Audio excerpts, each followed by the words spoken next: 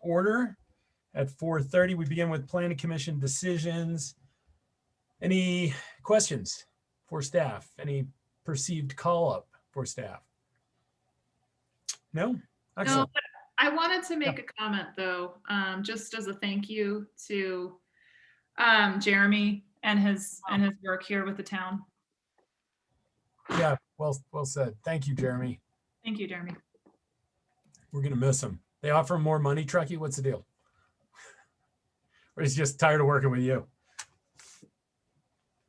Where's he going? He's going to. You're going to do this on a public meeting, Eric? Come on. Yeah. Where's he going? Norris Design. Norris. Yeah, they stole him from us. Well, maybe we'll still get to work with him now and then. That'd be great. Yeah. Now that he knows all the secrets of the town. Yeah, we can red tag his projects. Excellent. All right, we have legislative review. Ordinance to approve ground lease for Alta Verde at McCain. Second reading. Hello, Nicole.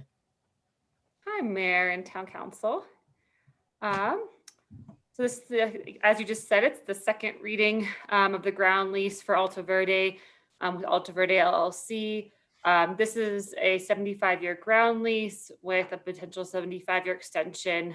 This is for the purpose of building 80 affordable housing rental units out on the McCain subdivision by the water treatment plant at 60% AMI and below. Since the first reading, there haven't been many significant changes. The main change to the ground lease has been the addition of lender protections. This is a really common thing that we see when we're dealing with a lot of different layers of financing, which we are on this project, of course, to be getting these awesome low rents, but those are pretty standard. And Tim and I have been reviewing these, back and forth, and we're pretty close to the final version. Please note that there will be a few other minor changes, like we're getting a new address and things like that for the new site and things like that. So there'll be some minor non-substantive changes to this ground lease before we actually record the memorandum of ground lease and execute this ground lease. And Tim has any follow-up, I'll let him chat too, but that's kind of the gist of it. If you guys have any questions. Questions? Eric, let me weigh in on it. After the council packet was prepared, we actually found out that the street address of the Alta Verde property is different from the Highway 9 address that's shown in two places in this ordinance. The correct address is going to be 159 Stan Miller Drive. And so, Jeffrey, heads up. Yep. We need to have the motion to approve this ordinance on second reading include the correction to the street address of the property. Okay. Excellent. Thanks, Tim. Sure. Easy enough. All right. Jeffrey, you good with that? Yep. Okay. Next, we have a resolution concerning the use of excessive force against nonviolent civil rights demonstrators for community development block grant. So this is me again, me in partnership with Chief Baird. Just to clarify, this resolution and this memo is referencing in addition to the town of Breckenridge's existing excessive force policy. So as a part of the community development block grant, it's a requirement to specifically address nonviolent civil rights movements. And so what we're doing here is really basically adding this language into kind of our excessive force policy language to specifically address non-violent civil rights movements, demonstrations. And this is actually kind of coming out of an amendment to, what is that? The Armstrong Walker excessive force amendment that was done. And so in order to receive our CDBG grant for Alta Verde, this is part of the requirement is that we adopt this very specific language. And so I've been working with Chief Baird just on this, how to kind of present this resolution so that it kind of fits within our policy. And so I'll let him take the floor if he has anything to add, but I really do appreciate him coming into this and helping me, because I can't say that I've ever drafted or looked at drafting excessive force policies before. So thanks. Great. Thanks, Nicole. Hi, Chief. Hello, everybody. Essentially, our existing use of force policy is far more comprehensive and far more restrictive than what this specific language is. Nicole tried submitting our existing policy to the grant providers, but they really were married to this very specific language. So in consultation with Tim, we figured this was the best way to be able to continue to use our more restrictive, more comprehensive policy, but also be able to adopt what is needed in order to be eligible. Excellent. Eric and council, I might point out and kind of embellish a little bit on what Nicole said. The CDBG grant that the town is receiving in the amount of $900,000 is federal money. And because it's federal money, this particular language on excessive force is required for any recipient of federal funds.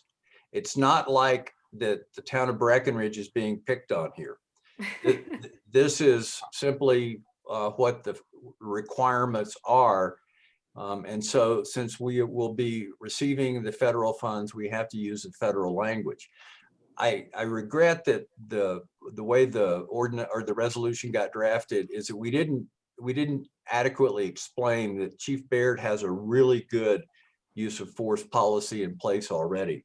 We take the use of force seriously, and I was not trying to diminish in any way the policy that the chief has implemented.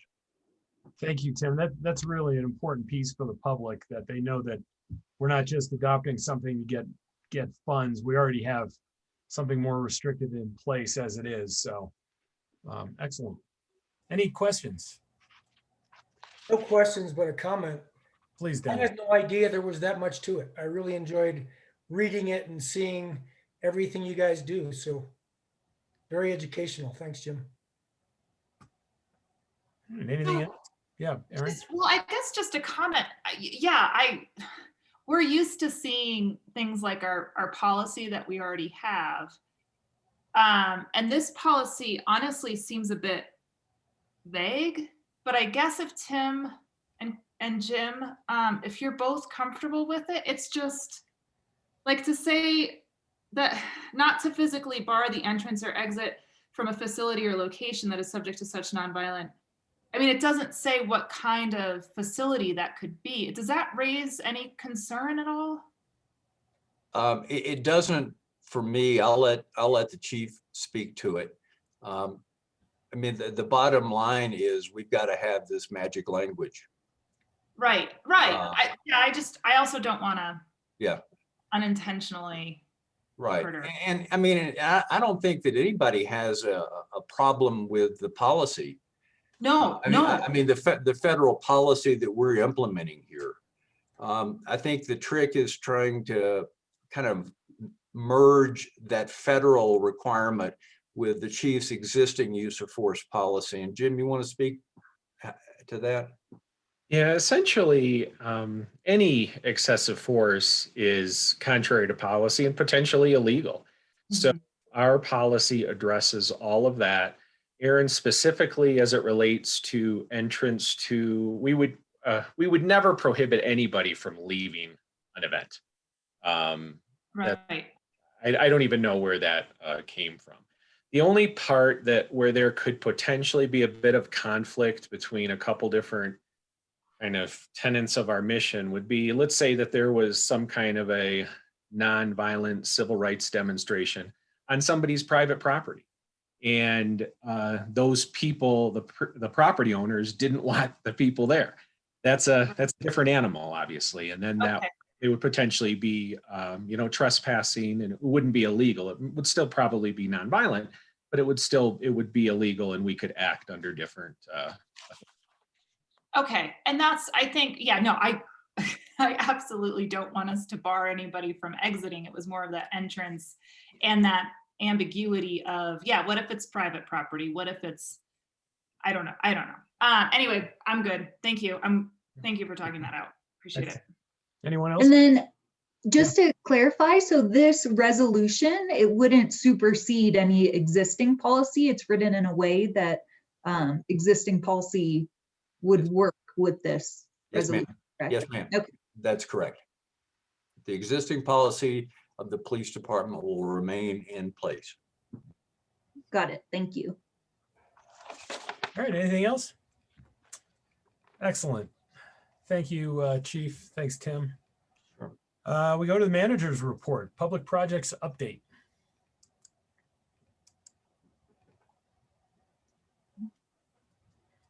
Hey, everybody. Shannon. So in the memo, I have outlined the need for council to approve staff moving forward with the 2021 construction projects. There's 4 projects that I feel are must-dos, and the Ski Hill sidewalk is a nice to do. I'm not sure if you have questions about these, specifically what the projects are or the funding mechanisms. I did include the B-list paving on here as well, as I'm highly recommending that we fund that this year. Okay, questions? I am going to say, just for myself, I think the paving is a big deal. I think it's something we should never halt on. And, you know, I think the rest of them are all pretty important, including that Ski Hill sidewalk and crosswalk. I think there's a life safety issue up there that if we can get this in the budget, I think we should go ahead and do it for this year. Yeah, I agree. I think, especially up by the Nordic Center, I think the crosswalk is a big deal. So yeah, I'm all for that. It is a mess up there right now. Yeah. So. Yeah, and that is an extremely busy road, and only to get busier and busier. So. Hey, the Carter Park drainage, how is that? What's the deal with that? Is that something that is a crisis? Remember, I think it was the last year, the year before, it was the water runoff was dangerous. Yeah, there's some contaminated water that runs off of the dog park area that we would like to try to treat before discharging. Yeah. Runs down to the elementary school, so that's not good. No. And then knowing that this was on there, I walked over to the Carter Park dog park. I hadn't been there in years. It's disgusting. Currently. It's amazing how people go in there. Every door has a sign on it, and they still do not pick up after their pet. I'm blown away. So it is. Yeah, well, there's a couple of citizens group. I think there's a Facebook page, Friends of Carter Parks, and a couple of locals have gone there, I think this weekend, and picked up like 6 buckets full. And I've talked to Mark Johnson, and we're going to get some shovels that they can be chained to the fence so they can use them. I've got them some bags that they can. I mean, granted, it's a few conscientious locals, doing the work that so many people have neglected to do as far as being pet responsible, but it's a step in the right direction. I don't know what the answer is. I don't know, some sort of enforcement or a kind of a dog park host. I don't know, but yeah, I've heard the exact same thing. It's really nice of those locals and whoever you are. I wasn't aware of that. Thank you. Gretchen Abernathy is one of them. Yep. She's listening. We have worked on enforcement in the past and had some extra attention given to the dog park. I think it's just it's a cyclical thing where, we get people doing a little bit better and then they revert back to previous behavior. Yeah. I mean, we almost closed it, but I think we did close it for a while at one time. And then there was a clamor to bring it back, and it's just kind of it's indicative of the human condition, I think, or the worst of the human condition. All right, as far as the drainage, everybody good with drainage and paving and the sidewalk, crosswalk? All right, there you go, Shannon. Everybody's good. Thank you. Do you want me to move ahead with the Riverwalk and Ped connection phase 3, or talk about that again in the spring with you? that's under the parking and transportation. It's to start the design for the connection from the South Gondola parking structure to town. Yep. And that's the beginning of the design money. I gotta say, I think this is pretty important too. How's everybody feel? This is our connection across the river into town from our new structure. Yeah. Yeah, I think that Another bridge, right? Is that one of the suggestions? Yes. Yeah.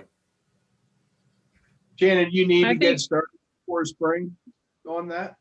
Not necessarily, Dick. The first thing we need to do is do a lot of the base map survey work, and that wouldn't really happen till snow melt anyway, but I could start signing up the design team and the surveyor, or I'm happy to discuss it again in April, May, just to make sure that we don't want to obligate these funds right now. I think that's a high priority item, but I mean, we may be prudent to wait and just see what happens this winter. As far as the money, Dick, is it just Yeah, yeah. just, I I mean, mean, if we all of a sudden get shut down for some reason again, you know. In the end, they don't- 2020 is going to turn out better than we had hoped. But January, February, March are still, don't forget, these are fat months we're coming into. And, we only lost half of March last year. We're going to not lose, but we're going to be down for the first 3 months of this year. So that's really the concern right now for any of these. So I'll hold off on awarding anything on that design work. I'll move ahead with the A list and the extra $600,000 B list for paving, correct? Correct. Perfect. Thank you. Thank you. Any questions on the structure? Great pictures. Looking good. This weather has got to be helping them. I mean, not today, but this last couple of months. Yes, it's nice to not have to do a ton of snow removal every day out there. When is it going to be done? Next November? Yes. You looking for a place to park your car? Just to leave the camper for this winter. Shannon, while we have you there, time for one quick question. The e-bike grant match. I just don't know what it is. So we got awarded some, they're called MMOF funds from CDOT. I'm not sure what that stands for, multimodal something, to do design for an e-bike share program. So these funds would start us off in the design phase of where to put these potential e-bike share stations. Got it. Thank you. We have to match the grant. And this is just a portion of it to get moving. I think we were awarded up to $800,000, but this is just the very first piece of it, Dennis. Thank you. Everybody good? Yeah. Any other questions? All right. Thank you, Shannon. Housing and childcare. Hello again, Nicole. Hi. So in your packet, there were minutes from the January Housing Committee meeting. I don't have any updates except that we had put in those minutes that we might be pursuing a Monarch townhome for a buy down. That's no longer kind of in the works. It's gonna kind of take a pause for now. So plenty of other buy down opportunities that we'll look for, but that one was kind of something we had discussed in our meeting that we've come to some conclusions with. So I just wanted to give you guys a quick update on that and answer any questions you guys might have about the minutes. Excellent. Nicole, have you guys gotten any feedback on the LEAP rentals, how that program's going? Yes, of course, I think everyone somewhat wants longer leases. There are some owners that do want to buy the units. I think we haven't had a formal process yet for kind of how we step into that for sale phase, but I think the program was super successful and they've had people reach out even after we've had people in, we did our lottery and everything, asking if we're going to do another kind of process like that. So it was definitely successful, I think, to have the businesses be a part of that program. And so I think so far it's gone really, really well. Excellent. Yeah. Other questions for Nicole today? I have a question about the Monarch townhome that's being bought by the town. It's not. So yeah, I don't know, Kelly, I don't know if you heard, we're no longer pursuing that unit. So I don't know if Oh, that's okay. about the, no. Yeah. No, that was my one update because it was one we were kind of looking into and we're no longer looking into that one. So. Oh, interesting. Okay. Yeah. Other questions? All right, Nicole, thank you. Thank you. Committee reports, we had Summit Stage, Transit and Parking Advisory Committee. And while we're here, let me stop for a minute. I was on the PNT. I have not been going to meetings lately. I just don't have the time. If anybody is interested in being a council rep on the parking and transit, there's not a ton going on right now.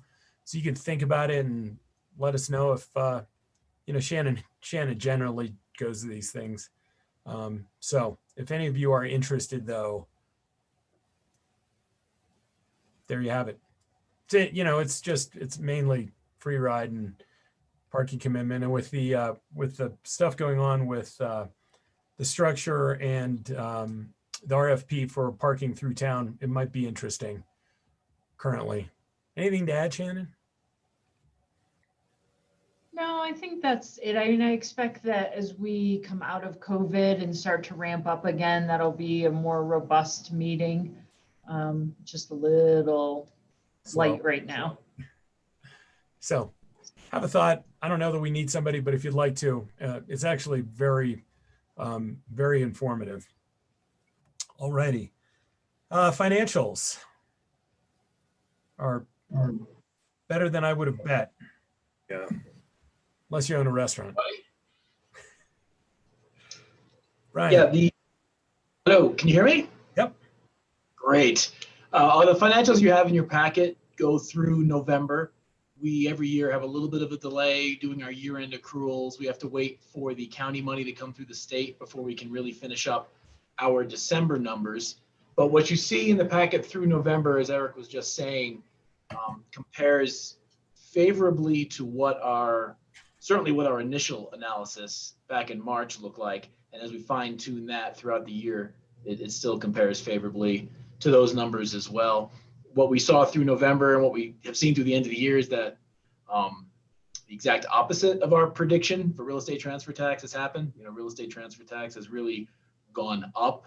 And as a matter of fact, at the end of December 2020, we ended up on 7.8 million for RET, which actually eclipsed 2019, which was the prior high water mark. So that is what's carrying your overall revenue number up higher than it otherwise would have been, because you can see we did lose sales tax. We do have the December numbers, and from that net taxable sales report, we were down 12% from December 2019, which is better than the 40% that we were prepared for. We weren't necessarily predicting 40%, but we had taken budget numbers to make sure we could handle a decrease of up to 40%. So 12% down for December is relatively good news.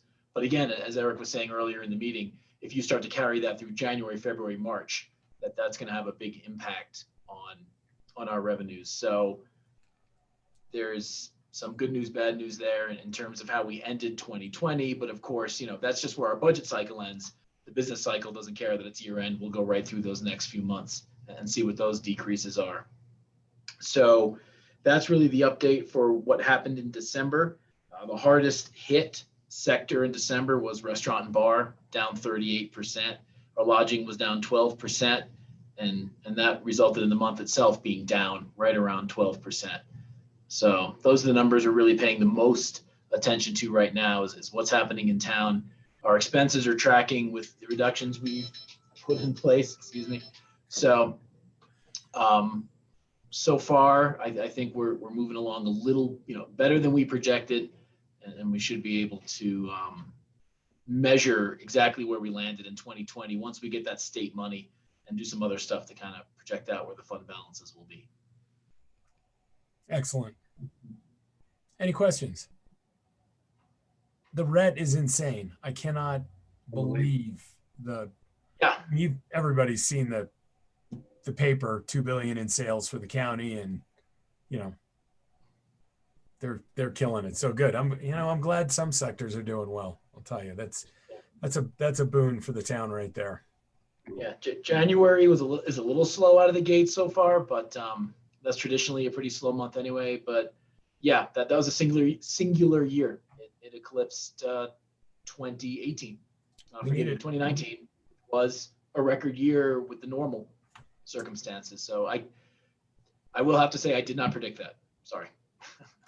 It's okay. It's a good surprise. Any questions on financials? When this whole thing started, I thought real estate was going to collapse. Wrong. Yeah. Yeah. Good place to be We were wrong. looking at. Yeah, it was like the opposite of the recession when we had the recession. So. I mean, it is nice to have, with the money that we've put out for rent relief for both local and businesses, it is nice to have that extra money in rent that we can use that for that. So that was a good gamble, gang. Yeah. So. Brian, do you think January's down because of lack of inventory? Possibly. Well, in looking at the numbers, we're at 153 grand right now, and we budgeted 318. So that might be the result of a couple of factors. One is we've had 2 really big years for rent. So we're comparing ourselves to some really high watermark type years. That's right. One factor. And the other, Dennis, it may catch up. Because what we're hearing anecdotally from the title companies is that they're still going gangbusters and they have to throttle closings and things like that. So I think it might just be a timing thing. We'll see next month, but we're also talking about just 3 weeks. So. Thank you. All right. Anything else? Excellent. Thank you, Brian. Thank you. We have disposable bag administrative rules and bag redesign. I saw Jesse pop up a minute. Hey, Jesse. Hi. Wow, I got on just in time. You guys are early. Moving along. Yep, well, I'll keep doing the same. So there's 2 bag topics before you tonight. The first is generally housekeeping. There are administrative regulations that help clarify the disposable bag fee ordinance that you adopted couple of meetings ago here. We did do administrative regulations after the ordinance in 2013. And you can see some of the topics that we outline here in the memo, including the authority to enforce the ordinance, some of the evidence required to support classifications of bags, et cetera. I'm happy to answer questions about those, but specifically for the purposes of this topic, I wanted to ask council a question that came up excuse me, after the ordinance was ratified, recently adopted. Yeah, thank you. And that is that a restaurant reached out to us and asked whether or not their compostable plastic bags would be included in the plastic bag ban that begins on September 1st, 2021. Restaurants, many people want to use compostable plastics, manufactured compostables as we call them.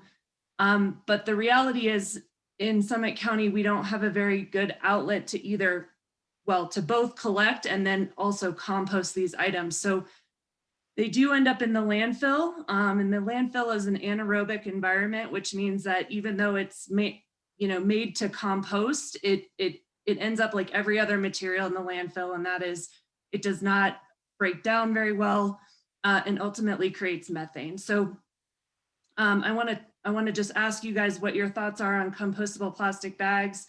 It is staff's recommendation that we do include them in the plastic bag ban. Questions or comments on that bag?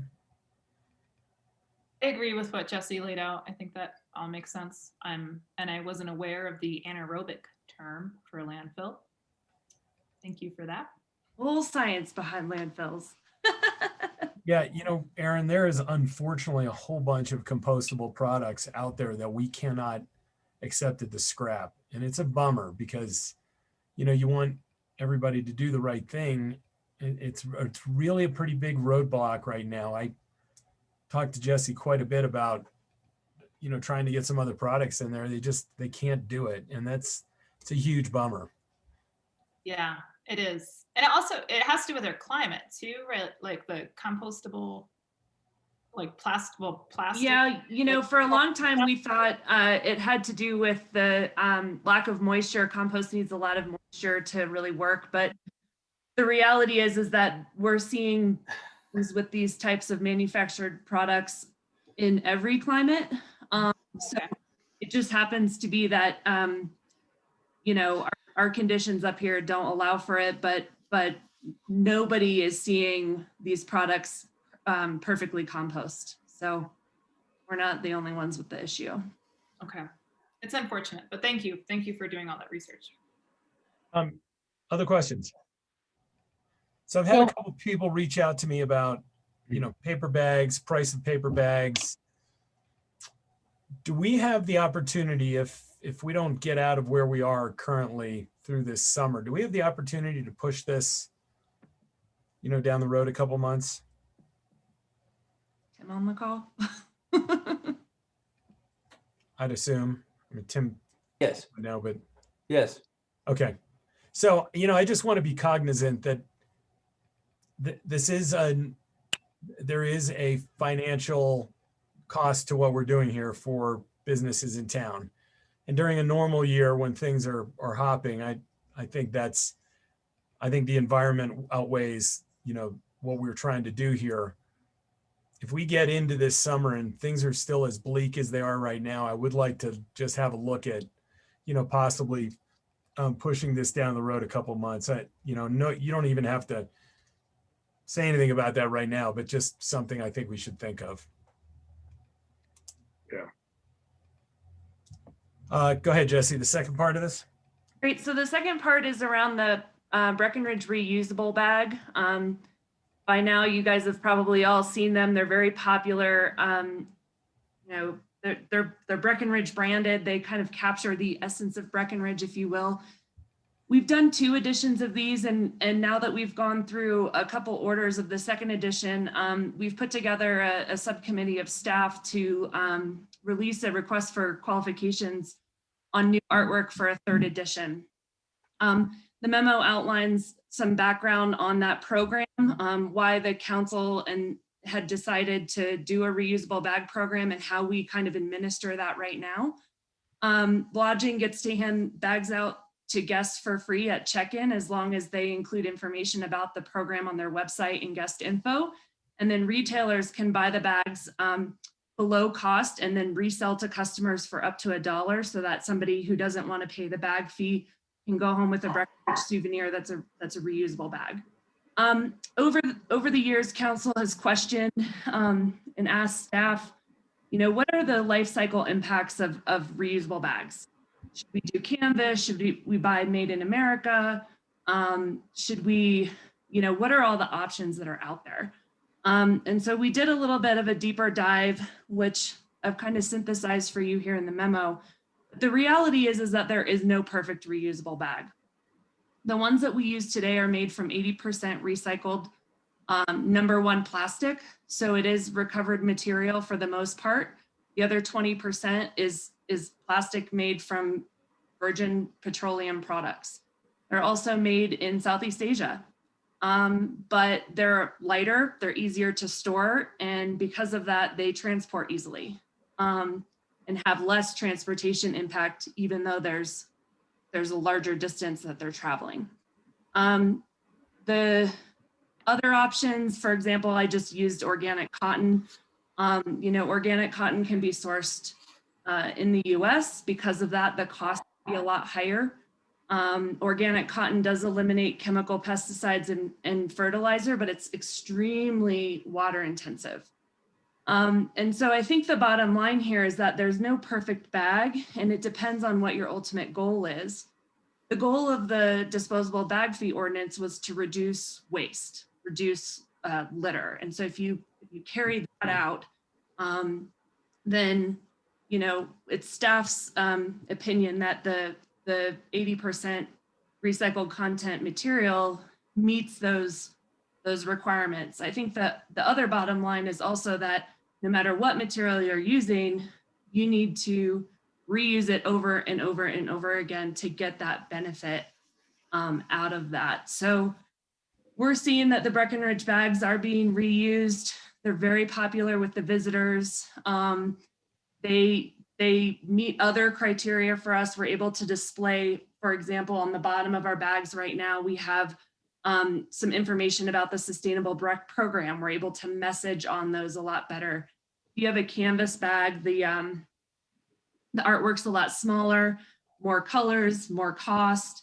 You get the gist. So I guess at the end of the day, you know, staff has a recommendation here, but we'd like to hear from council whether or not you'd like to have us do a trial run of a different material to not only see, you know, how it works, but how it's received by the community, given that this is such a, you know, such a important and visible program to the community. By the way, supernatural paper, if you Google it, this is really cool. Trader Joe's is selling a bag right now. It's made from a blend of paper and latex. And the manufacturers of it go through an international standard, which I've listed there, that basically means that they're certified in energy efficiency and water use and stuff. They're not cheap, but they're really cool. And I've never seen a material quite like it before. We had an example floating around the office a couple weeks ago, but you know, certainly cost plays into the cost benefit analysis of this whole thing, and supernatural paper is certainly more expensive. How much smaller are those Trader Joe bags? The supernatural bags are probably about 2/3 as big as the existing Breckenridge reusable bag right now. I'm sure you can size them differently, but what I was able to gather online without a full-blown, you know, quote from the manufacturer was that they are a little bit smaller. The $18 bag, again, is MSRP. You can buy that online, but the Trader Joe's, you know, company bag or whatever the deal is that they have with supernatural paper was $4.50, but you know, it's about 50% or 2/3 as big as the regular grocery bag. Okay, questions?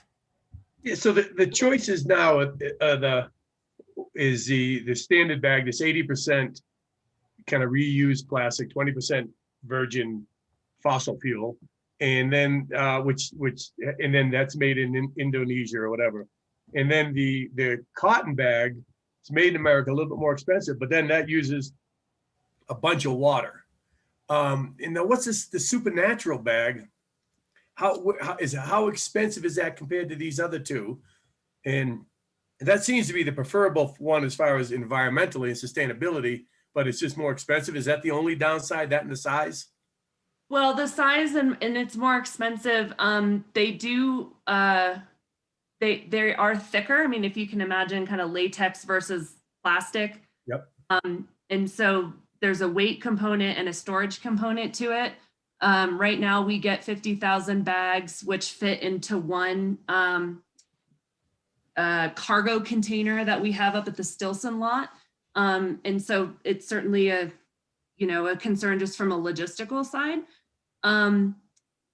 And to be honest with you, Jeffrey, I don't know how many, like what an order of those bags could be. Can they do 50,000 at a time?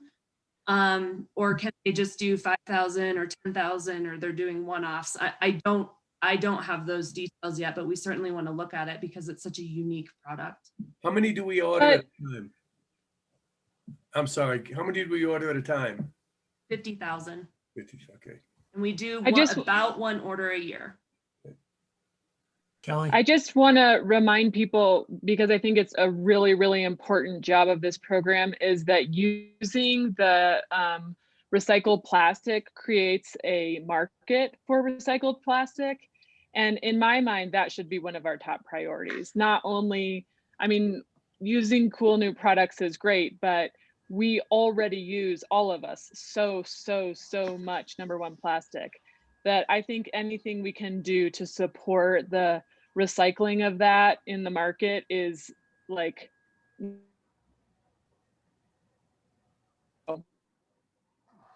mention above its weight. Your connection's going bad there, Kelly. Really? Yeah, we missed everything you said there. Great. Well, not the beginning. It was just that end punch. From when you said hello at the start of the meeting till now. No, it's just the last couple of sentences. Yeah, but Kelly makes a good point as far as whatever we can do to encourage the use of the plastic that we're recycling. So, I guess from that pervasive observation, I'd say go with the Indochina 80% recyclable and 20% virgin. I would agree with that. I think it would be awesome if there was a message about plastic water bottles and not like, could even be cute. Like, don't you dare put a plastic water bottle in me or something like that. So that, I didn't mention that, but that's one of within the requests for proposals from artists, we want to focus, we've kind of done the scenic Breckenridge, the recreation Breckenridge, and now the 3rd edition, we really kind of want to see what the artists can come up with in terms of a sustainability message. And so, we don't want to give them too many parameters, but give them kind of that guidance to see what they come up with. And then we can always reserve, panels on the side for more of a direct message if we want to go down that road. So awesome. Thank you. Opportunity. I saw Mark jump. You want to add anything, Mark? I was just going to say, but it sounds like the council's moving towards it anyway, but our proposal was to do a 50,000 order because we know those bags have been successful, but then do we want to, in addition, do like a 5,000 to 10,000 custom order of the different type of fabric? Yeah, I think that'd be cool. I mean, yeah. Dick? I'm in agreement with everyone. I think the one we're using currently, makes most sense on balance. And great point, Kelly. I mean, we really need to support the market. At this time, I'm not feeling like we need to do the special, but it's a small piece, so I'm not worried about it. Anyone else? Dennis, Carol? I'd agree. I think Kelly brought up that great point about creating that market for recycled goods. Just with the other options right now, seeing that they're going to be 3 to 5 times higher in cost, increased our cost than what we currently have. I don't know if I'd necessarily be into the small special order for bags that are going to be significantly more expensive at this time. Yeah, I like Kelly's. I think Kelly's right on the money with the recycled market. And I'm also with Carol. Let's stick with what we got and keep our costs down. Okay, so everybody's in favor of the regular bag that we're using, right? How many people would like to get a small order of the other to test them out? Okay, we lose Jeffrey. All right. Yeah, Mayor Pro Tem got a lunch handed to us. No swing, man. Yeah. Okay. Excellent. Hey, just put your lunch in a recycled bag, please. Great. Well, we are really excited about the 3rd edition. So we will bring that back when we have some good finalists. Awesome. Cool. Thank you, Jesse. Mm-hmm. Thanks, Jesse. All right, we got High Country Conservation Center program updates. Jen's out in the middle of the field somewhere. Oh yeah, that's right. Is that Crested Butte? It's a 401. Yeah, I thought so. You got it. Nice work, Eric. That was quick. Colin Tim is the only other person that got that as fast as you. So hi, y'all. Thank you for having us tonight. We wanted to do just a quick update on everything that we accomplished in 2020. And thank you again for your support, not only ongoing with our energy and climate programs, but also for the grant that we were given last year. And I have with me, I have my colleague Jess Hoover, who you all know, our Climate Action Director, and also Rachel Zarowin, who is our Community Programs Director. And just since we only have about 15 or 20 minutes to present, I will do the presenting, but they are the true experts. So if any questions arise, they'll be on hand. And I will share my screen because I have a presentation and we'll get going. All right, great. So kicking us off, and by the way, feel free to interrupt with questions, or like I said, I'll try to roll through it quickly to allow any time for discussion or questions at the end, but feel free to interrupt. So for climate action, we did 15 Solarized Summit projects last year. Our overall Solarized Summit program across the community was down a little bit, primarily because of COVID, but we still had a ton of success with the program. People absolutely love it, and they love the $1,500 rebates. We feel like that is really moving the needle in terms of energy efficiency and carbon reduction. We also, we created a community-wide EV readiness plan, and EV stands for electric vehicle readiness. And so I believe that Jesse and Jess will be bringing that in front of you all pretty soon to review and adopt. But again, we did that not just Breck-centric, we did it across the entire community. So HC3 has been leading that. We hosted a couple really nice events. The first one was a normal in-person event. I think several of you were there. That was Rob Davies back early in the year over at CMC. We filled the auditorium to capacity. And then our second event was a film called 2040 that we did after the pandemic hit. And we had almost 100 people watch this film with us virtually. So still super impactful, even though we couldn't do it in person. And then finally, and briefly, we launched a commercial benchmarking pilot. And what that means is that we are working with a handful of businesses, including, and municipalities, I should say. So the ski areas, the towns, Summit County government, and Brett Grand Vacations are all participating. And what energy benchmarking means is that each business or municipality is taking a look at their buildings and seeing how much energy they're using, and they're benchmarking it against a national standard for a similar type building. And so these are programs that we're looking to expand in the future. We're just digging in, but so far it's been really successful. We've learned a lot, and just by people paying attention to their energy use and reporting on it against benchmarks of similar buildings, that's been shown to save energy. So more to come on that, but we just started that last year. So for Energy Smart Colorado, see, this is going to be like a who's who of Breckenridge or Breck Town Council. You might recognize those folks. So Sting. What's that? It's Brad Pitt. Exactly. That's right. Love it.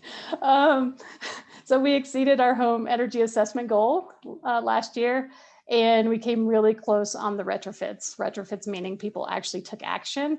So all in all, homeowners who did an energy audit with HC3 and Breck's Energy Smart Colorado program saved about $500 a year. We are also going into homes and installing LED bulbs. So you can see that we installed literally hundreds of LED bulbs across the homes in Breck. So that's that. Moving on to resource-wise, Jeffrey, do you have a quip on that one too? Or Eric? Who does Eric want to be? Ted Danson. Oh, come on. And you get Brad Pitt, please. Well, I know they're my lies. Oh my.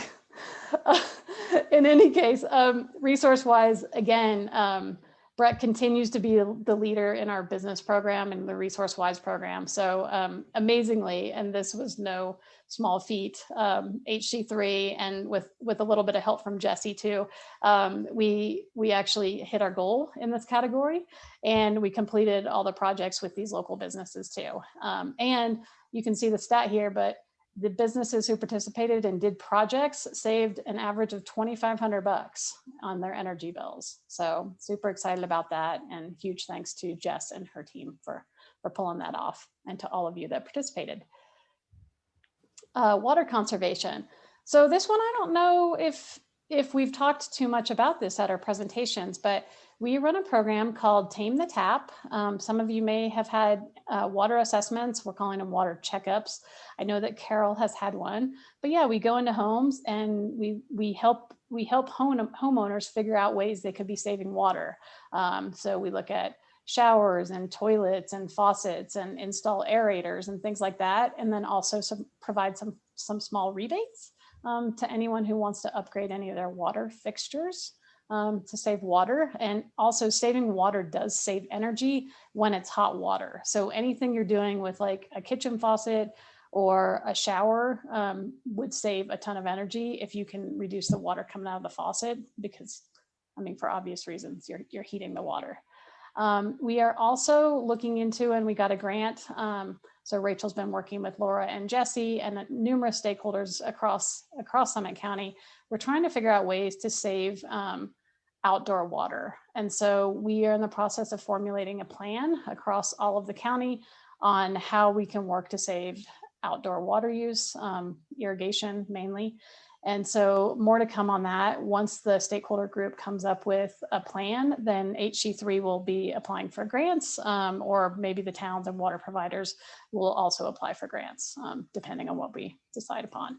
And then you can see in the picture, the trio, literally they're called Trio, played in the Blue River this summer. And that was a really nice partnership with BCA. And I know some of them are on the Zoom, but it was so great to work with them. Rachel worked directly with them. And even though we didn't promote the event, people still walked by. I think we interacted with a number of people. And I think folks that did come by really enjoyed it. So thanks to BCA for their help on that. Hey, Jen, on Yes. the water check, the 2020 indoor water checkups, is that something you want to do in the summer, or can people call you guys, year round if you have to have someone look at their place?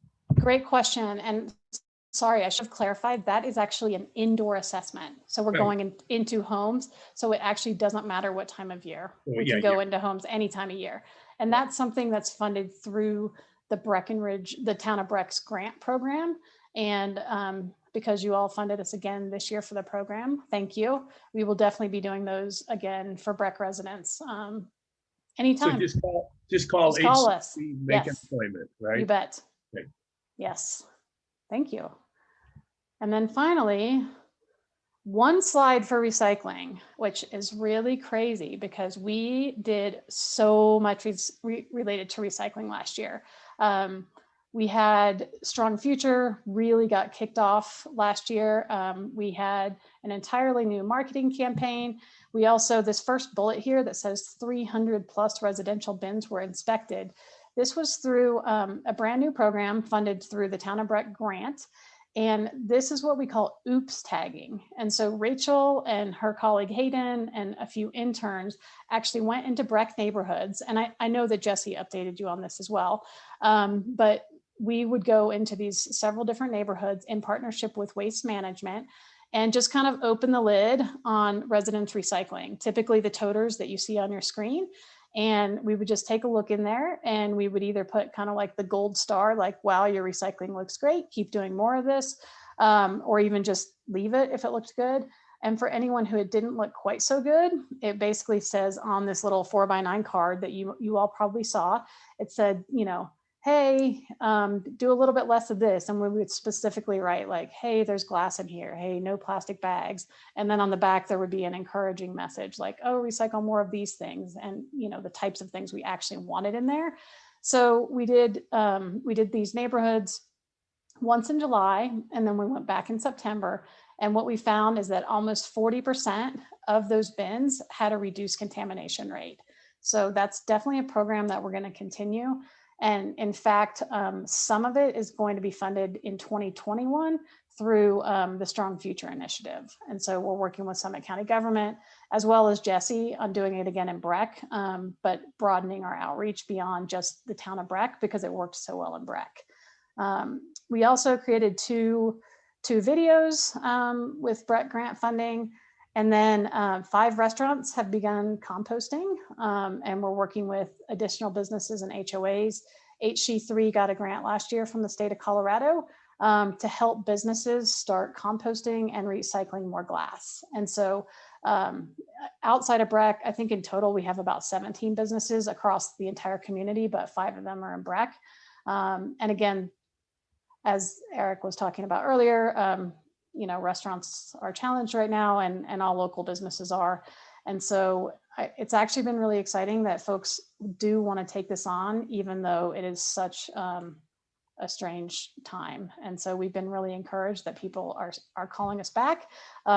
Even though some people dropped out in the beginning, we've been able to find more people, more business owners to jump in.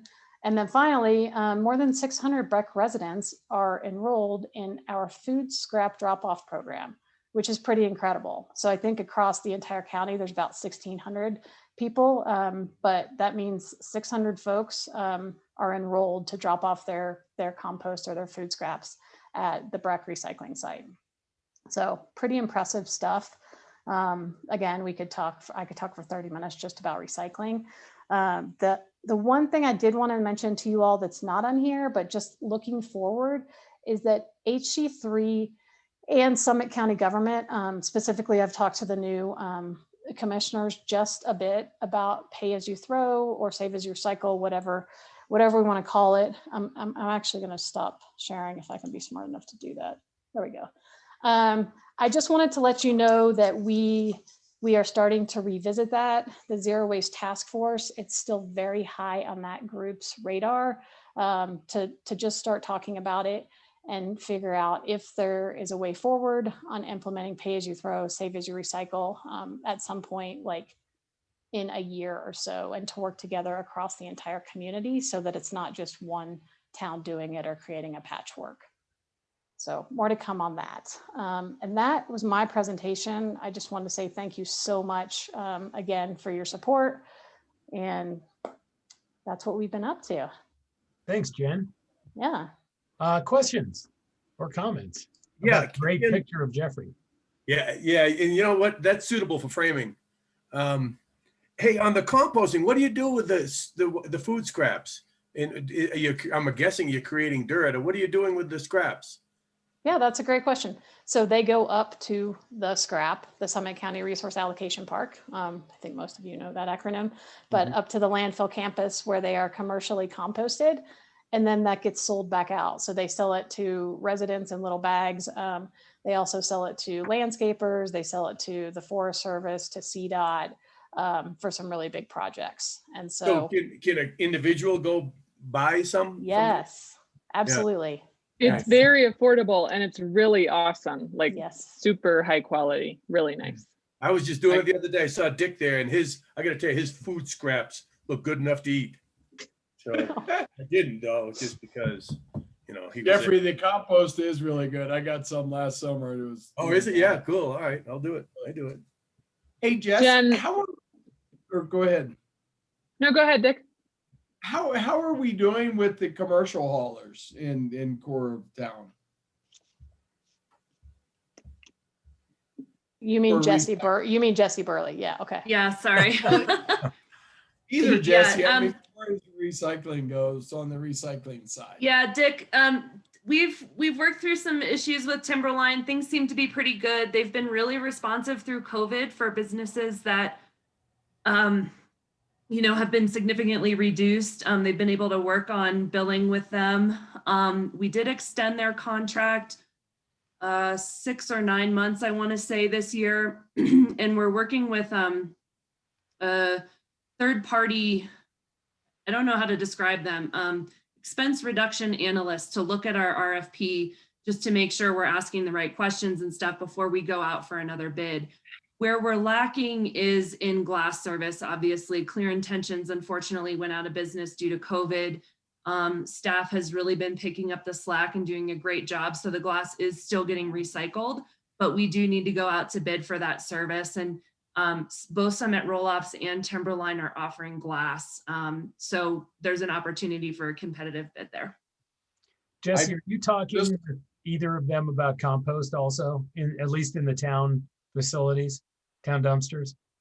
So one of the things that I'm looking at with Public Works is doing potentially, we're trying to dig up some funding, grant funding, to look at a master plan of those enclosures because of the space and kind of really just the space issue. So no, we haven't talked to them directly about servicing all of them, but HC3 has come to us with a couple requests and one-offs for various restaurants or cafes that might be interested. And so on a one-on-one basis, we kind of talk through what that might look like or where we could put bins, stuff like that. So the answer is no, we want to look at it a little bit more holistically instead of just enclosure by enclosure. Okay. I think that's a great approach, Jess, and just to plug Summit Roll-Offs, those little 3-yard compost dumpsters are awesome. It's a ton of stuff. I know it makes the trash. If you could get every restaurant on a block that uses a facility to compost, you would really, I think, save on your trash too. You could go to a smaller bin. So I'm still interested in everybody doing it. It's a lot easier than you think, right, Eric? Absolutely. We did 42 tons in 2020. I just want to say thank you guys for all these initiatives and for being a leader, especially for all these local things you do to be a resource. I think a lot of us want to be more sustainable, and we just don't necessarily know the best way to do it, best practices to be sustainable. So having you guys as a resource and knowledge base, I did do Tame the Tap, and that was just so wonderful. Someone to come into your house and tell you what you can do to be better. So that was run super smoothly, and thank you guys. How does that work, Carol? Did they kind of bring fixtures in and replace the fixtures for you, or they just tell you what to do, what to buy, and where to buy them? How'd that all work? They looked at everything, and then just right on the spot, Hayden came by and he replaced the aerators, which reduces water flow, and also gave just some recommendations of different, and Jen, correct me if I'm wrong, but EPA branded fixtures that are more water saving. Cool. I'm going to do it. It's awesome. Yeah, thanks. Yeah, and if you guys are shopping for new water fixtures, Carol's exactly right. It's an EPA program. It's called Water Sense, right, Jesse? Mm-hmm. Yeah. So if you're at Lowe's or whatever, it's not the easiest thing. It's not quite as easy to find as Energy Star, but absolutely when you're doing a remodel or replacing a fixture, look for that Water Sense type when you buy. Excellent. Other questions? Dick, you have some? Is that commercial and residential, the Water Sense, Jen? No, it's actually just a residential program. Just residential, okay. Yeah, we will, through our ResourceWise business program, we will talk to businesses about water conservation. And so we have, I would say, like a little bit of expertise in that. But for someone who's interested, we're happy to do it. The challenging thing with water conservation, again, unless you're looking at shower heads, like you're a big hotel, and you can save on energy, sadly, most water conservation initiatives, like for indoor stuff, they don't save a ton of money. And so businesses don't seem to be as interested. But if you are Dick or know anyone who it is, we would be happy to come in through the ResourceWise program and talk about that. And if it gets above our level of expertise, then we will find someone who can help for sure. Cool. Anything else? I just wanted to echo what Carol said. Like, thank you for being such good partners. Your organization definitely is a leader, and I know that Jesse, likes to have an additional few teammates who she can bounce like-minded ideas off of. So it's awesome. We're very, very lucky to have you guys in our community. Well Thank said. you. And just briefly, the thanks goes right back out to Jesse. And I will say, Breck hiring a sustainability coordinator a few years ago really, really showed so much leadership. And the fact that Summit County government now has a sustainability coordinator and Frisco has one, it really has created this entire kind of cohort of, now we have all these sustainability professionals working together in Summit County. And I feel like just in the past couple of years, HC3 and all of these people, including Jesse, are now working together to really, really elevate climate action in the community and make a difference. So thank you. And thanks for having us again. Yeah, thanks. Also, I just want to thank Jeff Hoover specifically. Ellie and I call her all the time, see like what's recyclable, can my socks go in compost or I have to throw them away? And she's always answered the phone. So thank you, Jess. Nice. Personal assistant. Yeah. Thanks, guys. Appreciate it. All right, next up tonight is the Father Dyer Church Development Agreement. Do you guys mind if we take a 5-minute break? I'd like to just stand up and walk around for a moment. Yeah. While the staff gets ready to go. Okay, 5 minutes, just a quick one. Fine with that. So the record will reflect that going forward from here on, when you're dealing with this proposed development agreement, that Dennis will be permitted to participate. Excellent. Thank you, Tim. You bet. Okay, Chris, take it away. All right. Well, thank you and good evening. So we're I guess approaching you with a development agreement from Father Dyer for potential addition. We've been working with them for really probably the past 8 months and really trying to work through a lot of the design issues to bring before you the cleanest possible application for your consideration at a work session before going to a potential first reading. It's really kind of broken into 2 different areas. There's the request just for the physical building improvements, which is really the density in mass. And then secondly, the consideration of fee waivers related to development fees associated. Understanding that this is somewhat complicated because of a lot of, it's laced with a lot of planning jargon, including density, mass, above ground density, units per acre, etc. Feel free to ask me any questions related to that. I know that this isn't something that you look at every week, and it's probably been a while for something that has this many kind of nuances within it. We tried to outlay the issues as succinctly as possible within the memo, leading off with the actual request from the draft development agreement. I'll point out has not been reviewed by Tim Berry, but was drafted by the folks at Father Dyer, largely based on the St. John's development agreement for an addition approximately 2 years ago. So I know the church would like to also make a presentation to you, and basically just kind of going over what services they offer, and I think what they would like to expand upon with such an addition. So with that, I'll just kind of get into the design issues initially.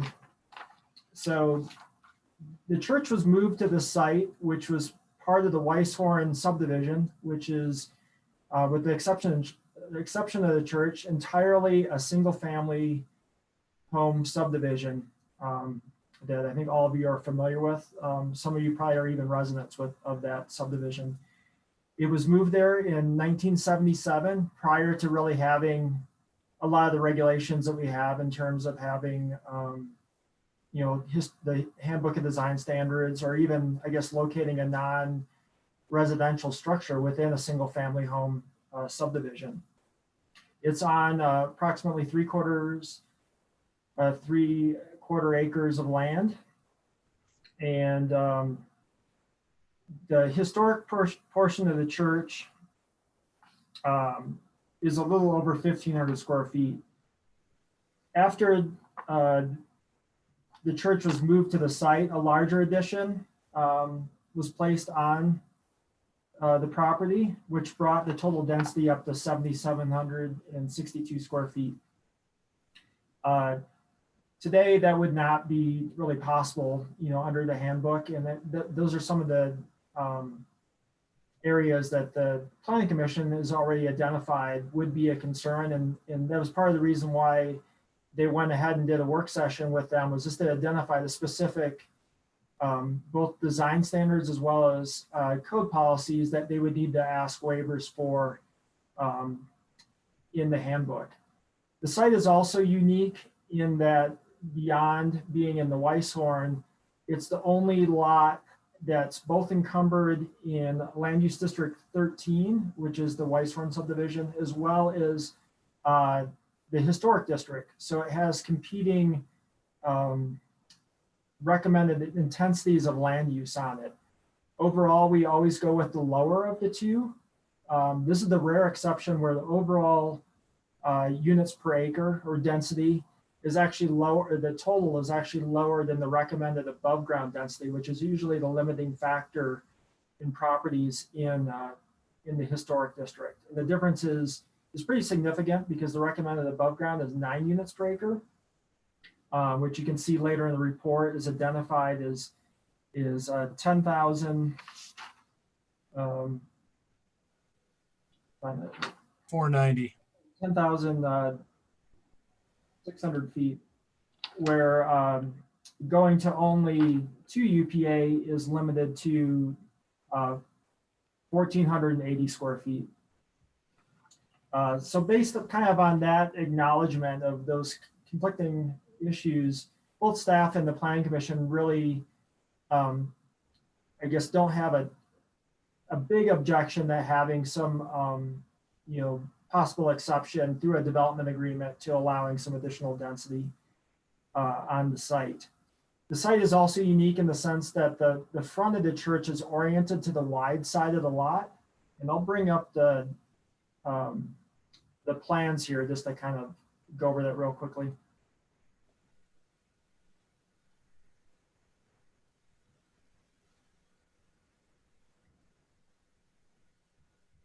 And what we mean by that is typically most development in the historic district, even on corner lots, the front of the building is facing the narrow side of the road versus kind of the wide side here. So a lot of the design standards we've developed is really intended to attach additions onto the back to minimize the visibility of them. In this case, because there's already an existing addition on the church, it makes sense where you would want to add on to that existing addition versus going off the back. But also from a practical manner, there's not really any ability to go further on the back of the site.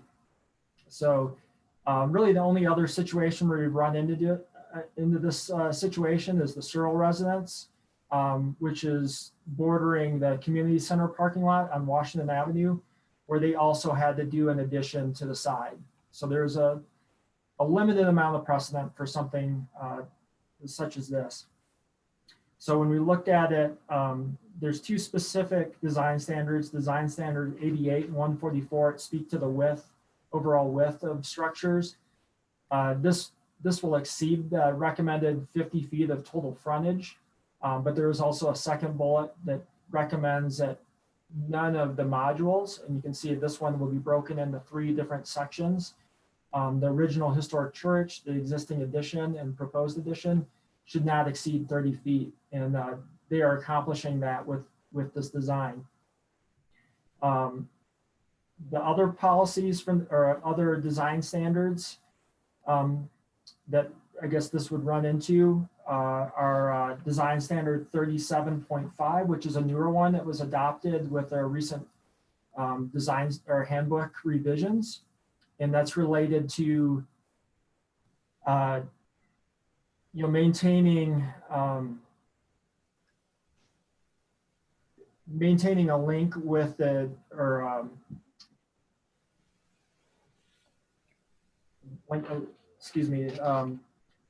being set off from one of the historic corners from the wall planes of the historic building. And you can see by the existing addition already being there, that's really physically impossible. It's actually by having the existing addition. Also, it's recommended to not have something that's potentially could obscure the visibility of the historic structure. That is largely on the west aspect has already been obscured substantially from the existing addition. And this one does bump out a little bit more from that. But I think from an overall design concept, architecturally, it will probably look better by having some of a dumbbell effect where this non-compliant existing addition can maybe recede into the background as viewed from Wellington Road by having a newer addition bump out and have a little bit of differentiation there. And then also design standard 80 speaks to module size, where typically we would only allow one additional, an addition that does not exceed one additional historic average of the module size, which is approximately 1,500 square feet in this area. Since the existing addition is already substantially larger than that, there would be no way to gain any additional space on this property without having a waiver from that policy. Overall, just looking at more the massing, we think there are some positives. Like we said, we think by bumping this out a little bit, it makes the current addition appear more as a connector versus just kind of a weird L-shaped element. We also like the design because the height is subordinate to the historic building and also maintains the same roof pitch as the historic church. A lot of the other elements that are shown on the plans still will need some fine tuning before going back to, if approved, going back to a development permit. We'd probably want to, double check all the doors and windows for compliance. Some of the roof elements like the shed roof were noted by the Planning Commission that they probably would prefer to see those changed. But the overall massing, they were generally supportive while acknowledging it doesn't conform with our handbook of design standards. We did prepare, I think all of you have seen the matrix that compares this development agreement overall to St. John's, because it's kind of hard not to compare it since it's two churches that are looking for additional space that some of the time will house community services. So there is some similarity there. I think that there also are, some differences, as I pointed out, just from an overall density standpoint, even though this is a much larger building, the actual units per acre are substantially lower than the St. John's Church, where that is on a completely built out site. It would be physically impossible to put any more density on there without having a violation of either our height ordinance or setbacks. And there's already no required, or there's no parking on site at St. John's. This project actually will meet our parking requirement per code based on seating at a church, and is actually eliminating one curb cut and putting some more green space on the property by the elimination of the current alley here and then curb cut off of Briar Rose Lane, while adding a couple additional parking spots throughout. We did identify, the fee waivers that are requested. They have been updated in the matrix. I did add a footnote that shows that the square footage is slightly changed from the plans I originally received by a couple hundred square feet. It's really a nominal change in that sense, but they're listed out for your consideration, and I believe you'll probably have some questions on those as well. But with that, just trying to keep this somewhat brief. I'd be happy to answer any questions. And like I said, the church would also like to make a presentation just on kind of their overall current operations at the church. So thank you. Hey, Chris, is the current square footage is 7762? Yeah, that is what I understand from the plans I was going off of. And then they hope to add 2,400 to 7762, correct? Yeah, 2496 is, I believe, the most recent square footage. That's probably even subject to change a little bit, like if this were approved, but I think that's their best estimate currently. Right. 262. So it'd go from 7762 to 10,262. Yeah, just over 10,000. I think it's slightly different than that, but yeah, just a little bit over 10,000 square feet. Hey, Chris, what does it mean to have a restrictive covenant for approximately 2,500 square feet of social services? They'll still use it for church functions, but that they would always make that available as schedule allowed? I believe so, and I might have Tim weigh in on this because they use the same language that was approved under the St. John's development agreement. So I think they were trying to take their best, make their best effort of being consistent with that one. But they're not, I mean, it's a shared space. It obviously wouldn't be only for community services, right? Correct. Okay.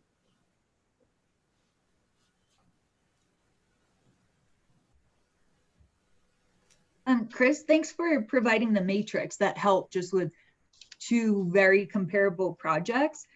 So on St. John's, we ended up providing 0.3 SFEs. And I'm just wondering, what does the town typically do? Or are there other cases in recent history where town waived the fees or provided SFEs? I guess most of the development agreements I've worked on have not been in kind of the social services realm. They've been in the large development realm where there's been absolutely no appetite for giving away density. So these are both a little bit unique in that situation. St. John's also, they only needed that amount of square footage. Quite frankly, if they wanted, or if they were having a larger addition, they probably would have asked for more as well. But having said that, I think it's been a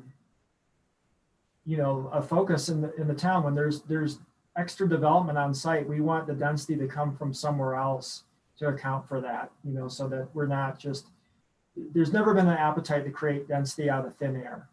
And so it does raise, I think, an interesting question, and I'm probably kind of dodging the answer on this one, but it really is, I think this is probably one of the, if we get past the question of if you think the site can handle this type of thing, it is probably the big question for the council tonight. So I apologize if I really didn't give you a firm answer, but there is a history that we want, we want the density to come from somewhere for these type of things. If as far as perhaps setting a precedent, apples to apples, what other structure or entity within the community would could be coming down the pike and refer to this as a precedent? I mean, I'm guessing St. Mary's, a Catholic church, but would it only be confined to churches, or could it be some sort of like community function hall or something like that? Yeah, I mean, I guess since it's a development agreement, and Tim can correct me if I'm wrong, but I don't think there's two ways to look at it. There's no true precedent because every development agreement is a unique negotiation, kind of with the council's appetite. But having said that, I think that probably the council does want to be somewhat consistent on what they award similar projects. I think, anything that was really a community, had some kind of community service component, it definitely wouldn't be limited to any kind of church or religious institution. It really could be anything. It could be a different nonprofit that operates counseling or a food bank or anything like that. I think those would all be fair game in terms of kind of lumping themselves into this category. I think something that's clearly for profit or residential development or something clearly could not make that argument. But since this is a little bit of a hybrid, as Kelly pointed out, between using the space for social services some of the time and really using it for what is essentially, I think, a private organization, that may be the wrong term, but membership of the church at other times, it's kind of falls somewhere in between. Question, two questions actually. So on St. John, the density that they were looking for was all below grade. Correct. And in Father Dyer's situation, the density that they're looking for is both below and above grade? Correct. Yeah, the majority is above grade. And that is also a little bit different where, there's not really any kind of additional impact of the site, but I mean, I think it is somewhat also important to point out the difference in unit, the how dense the site that they're on, because the St. John's is a substantially smaller site and constrained. So that even, this looking at from above ground or below ground is a little bit different, because this, as you can see from the matrix, is actually, even though it's a much larger building, is substantially less dense when you look at this time. And then the other question is, if this was a blank lot, nothing on it, no church, what would be the density that this lot would be given today? Yeah, today, like for something that's non-residential, it would be limited to 1,480 square feet for a non-residential. And actually, I'm not even sure if that would be possible, because I think, since it's probably technically a single family lot of the Weisshorn, it would be limited to that. And that would also get a little tricky, because within the Weisshorn or Land Use District 13, under the development code that's under policy 4A, we have a limitation on mass, which was part of our neighborhood preservation policy that was adopted right around, I think, 2010. But it was designed really as like a large lot development. So the mass limitation there is roughly 8,900 square feet, which would also be below the 9 UPA of the historic district. So if they were to develop a single family home, they could potentially develop, I'd have to look at the specific, I think it's also I'd have to look at the standards, but they could potentially develop a pretty large single family home on site. This one being in the north end residential character area of the historic district versus the transition area, which is where the remainder of the western side of Briar Rose Lane is. I mean, it's at a really interesting intersection there, because your property to the north is in the transition area, which has a different standard. To the east is the Weisshorn, which is really just governed by policy 4A in terms of home size. There's no density limitation for single family residential. And then to the west, you're in the east side residential character area of the historic district, which is 9 UPA above ground, 11 UPA total density. All right, thank you. Thank you for those answers. I appreciate it. Other questions? What was the thought process of, I think I know the answer, but what was the thought process of the restrictive covenant for approximately 2,500 feet? That's right around the same amount for St. John's. Yeah, I think the thought process was, I think they were trying, they looked at that development agreement quite a bit. And I think they really were trying to get something that was as similar as possible in terms of, what the community benefit that they were offering, as well as they do, offer some of the same services, from community dinners. Father Dyer has a food bank, where I believe that St. John's does not, but I think St. John's may offer more in terms of counseling type services through AA or other. I'm not exactly sure of the programming, and the presentation might shed a little light on that in terms of all the programs they offer. But I think they were just trying to be consistent with that, and to show that there's a good faith effort that there was to be some continuance of these programs that would be offered to the community. Instead of this, like, saying that they were going to do it, and then 5 years later they have new leadership and say, no, we're only using it for church purposes at a certain point. Right. How long is their presentation? I think they can probably get through in between 5 and 10 minutes. Yeah, I don't want to go any longer than that. We still have stuff to do, and this is going to be a relatively big discussion from the council, so we're going to need time to talk this through. We still have other things to get to tonight, so let's bring them on to answer a couple of questions, or give their presentation. Sure. Chris, Who are we bringing over? I know Bobby and Nick Johnson from Rapo Architects are on it, but I'm not sure if they're the presenter or not, or if someone actually from the church is. What I don't want, Chris, we don't want a full architectural review. What we want to hear about is what services they're going to be offering, the things that are not indicated in the packet. Yeah, and that's what they're, from seeing at their PowerPoint, because I actually have that, and I'll be sharing that. I've looked through and it looks like it's entirely about their programming. Okay, great. So Chris, who should we bring over to do the presenting? We may, if Bobby or Nick are on, we may need to just ask them who's the actual presenter on their side for this presentation. Bobby had his hand risen, so I'm going to bring him over and he can guide us from there.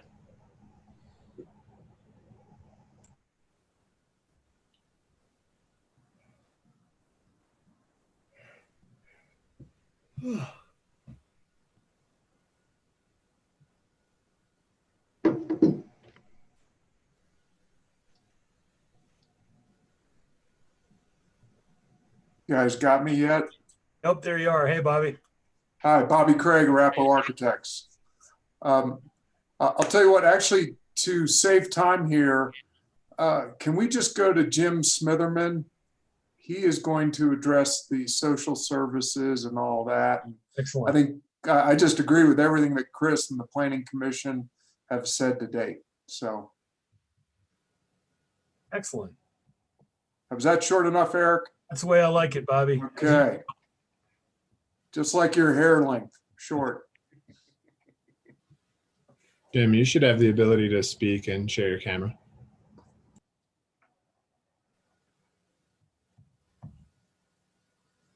This is Jim Smitherman. I'm a trustee of the church and have worked with Bobby and Chris over the last year and a half to develop this plan.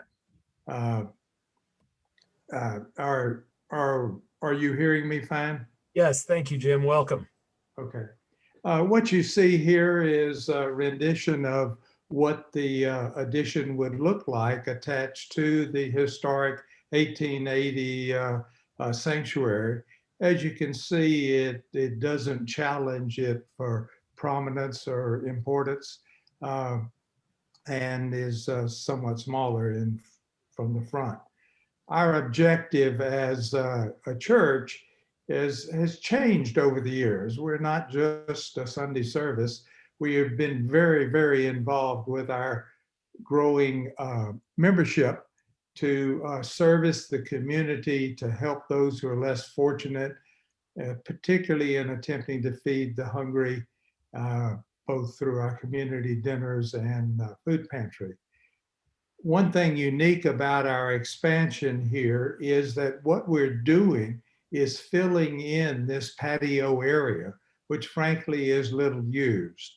It also is filling in the handicap ramp, which is how our wheelchair folks have had to get downstairs from the sanctuary. So by filling this area in, we are not building out over the parking lot, and we're going to, of course, replace the handicap ramp with an elevator. Next. Father Dyer is very active in the community. We have a treasure sale in the summer that frequently raises as much as $20,000, donating all to local charity.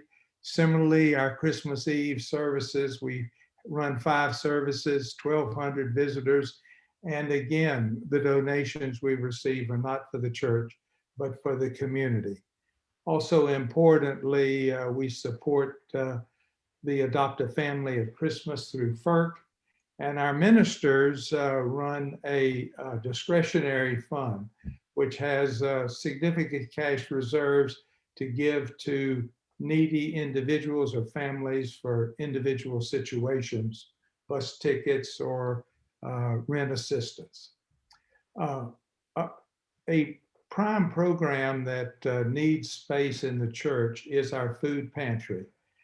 Pre-COVID, we averaged 450 guests a month getting free groceries Tuesdays and Thursdays from the church. Families would come and they were able to choose from the display. This has expanded with COVID needs to where we've been servicing some 725 per month more recently. Previously, we operated out of 2 small closets, which are actually in the back of this picture on the left, but that right now, with the expansion due to COVID, we spread out and taken over this whole fellowship hall, which will be expanded in the new floor plan. And the food pantry itself will get a large, significant room itself. Next. Our community dinner is an important aspect where we offer a free dinner to anybody who comes, serving sometimes over 100 community members. We use our small kitchen there, it's pictured in the middle, that's very much like a private small kitchen and hardly adequate to serve the number of meals we do. Sometimes when we have a large number of guests, they have to wait outside in shifts because we can only seat so many in the fellowship hall. So our important aspect of this expansion will be enlarging the kitchen with new facilities, new appliances, including like a steam dishwasher, allowing us to recycle when dishes went quickly for our Thanksgiving dinners and 300 people. Other programs we use, the church, again, Thanksgiving we recently did. We run an active program for 13 to 18 or so average youth from middle and high school on Sundays. They have no specific program or location in the church. The church right now only has 1 small meeting room in the basement. And under the new plan, we're building a larger meeting room that will host adult education, men's and women's groups, Alcoholics Anonymous, 2 meetings a week, Narcotics Anonymous, etc. The proposed expansion, again, with the food pantry with display and serving counters, storage space, we get large deliveries from Rocky Mountain Food Bank, restaurants, and others. And sometimes we run out of room to store the food we have until we can dispense it. So building cold storage and all will allow us to better serve and serve more of the community. By eliminating the parking, the asphalt behind the alley, behind the church with a prayer garden area and moving the Father Dyer cabin, we are picking up additional parking spaces in the cabin, in the expansion. Again, we have, and Chris has talked about the fees and permits. The density fee, were we to have to pay that in cash at some $270,000, would knock a heck of a hole in our budget. And we almost think it's unfair in that we were already on this spot when we got downsized in the 80s that made us in non-compliance. If that hadn't happened, we wouldn't be here tonight applying for this permit. We could have gone ahead normally. Obviously, any of the other fees that you might see fit to waive for us is more money that we can spend on the facilities. We do understand that your building permit fee the city pays for that service, and hence we're offering to pay for that. Next. So Father Dyer is not asking for any financial assistance from Breckenridge. we're asking for regulatory relief from this downsizing of the density that was inflicted on our lot in the 80s. So there are several historic design standards that in this development agreement, we're asking you to address, as well as an example. Right now, we have 3 curb cuts to the church, 1 on Briar Rose and 2 on Wellington. We're closing off the Briar Rose, but we're asking the council to agree that we can keep the 2 curb cuts on Wellington for our primary parking lot. And then again, to address the fees. So in return for this, you are enabling us to deliver social services to the community, and we covenant those uses. In other words, we would not as a church be able to certainly turn around with a larger church and sell it or anything of the sort. Also, we would grant the city first right of refusal. We're also donating a 6-foot strip along the west side to add to the drainage easement of Clack Placid. The church and our members are very excited about this possibility. Many of our members work hard as volunteers in providing the community dinner, the food bank, and other services.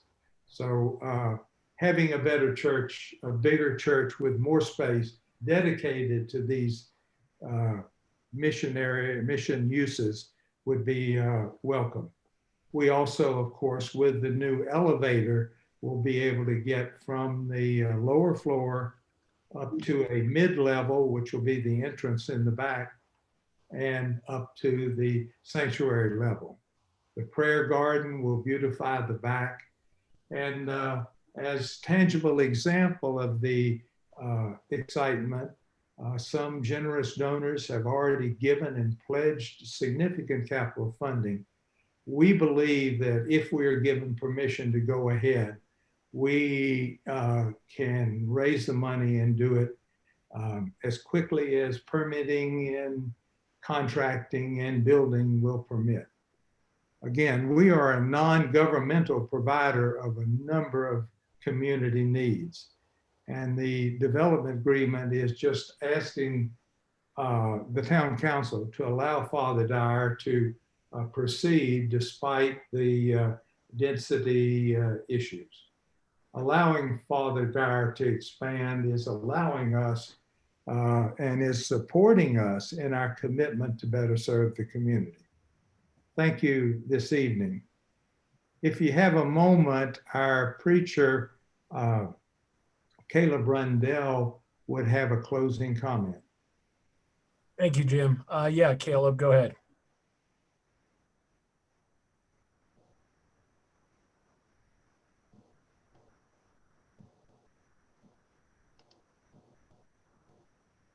I'm not sure how he gets on.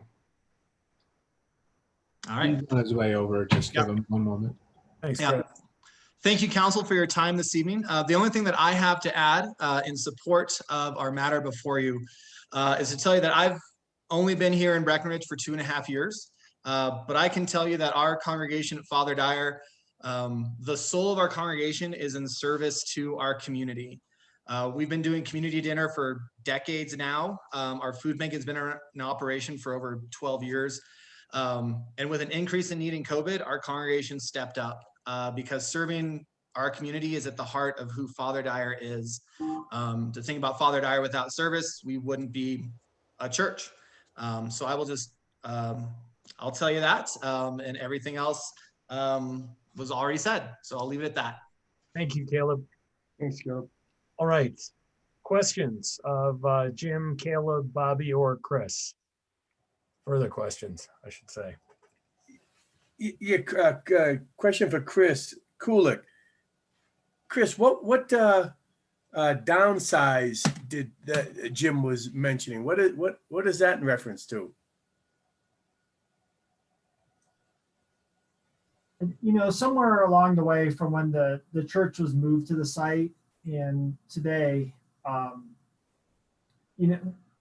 basically the handbook of design standards were adopted and other regulations were implemented, which has kind of gone on throughout town.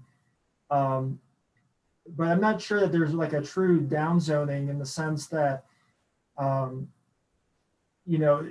it may have been this placed there incorrectly to begin with, where, it's a single family subdivision where it ended up, and either regulations were overlooked, or I guess maybe we've tightened them up. But to my knowledge, when we've had areas that are platted as a single family lot, it was my understanding that's what the allowed use and kind of zoning is for. Tim could probably fill in any more if that's not fully correct.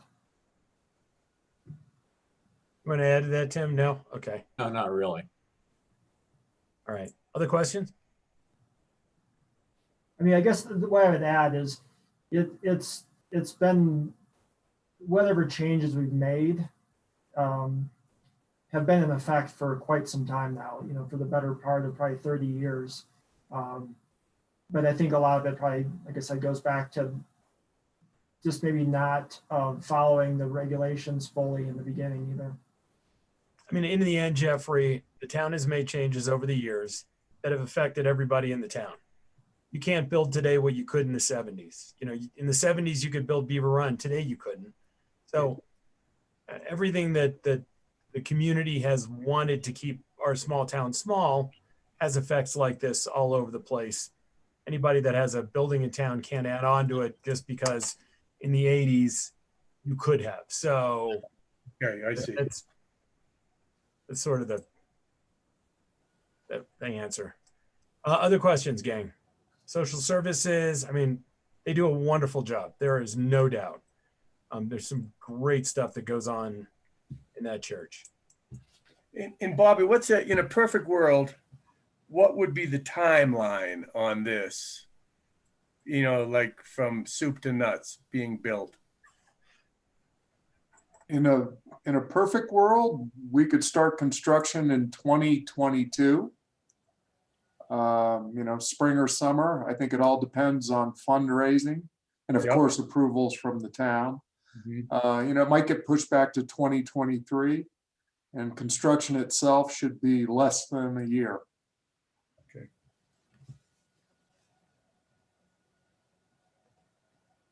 Anything else? There are 4 questions at the end of Chris's, it's on page 5 of his notes. How do we feel about waiving 3A, 3R, 4A, 4R, and then design standards 37.5, 80, 88, and 144? And Chris, Planning Commission was okay with that, correct? Yeah, I mean, they basically acknowledge they don't have any authority to waive that, but the majority of them saw the vision and saw that there was potential for, I guess, improvement on the architecture compared to what exists now. And so I think under the context of having some community benefit, I think they were generally okay. I mean, there's slightly different varying opinions, but there was a consensus overall. Okay, that's question number 1. Question number 2 is about the 2,700 or whatever the density ask is. It's about $247,000. Question 3 is about backing onto a public street. And then question 4 is fee waiver. So who would like to go first? This is a tough one. Dick? Yeah, I'll give it a shot.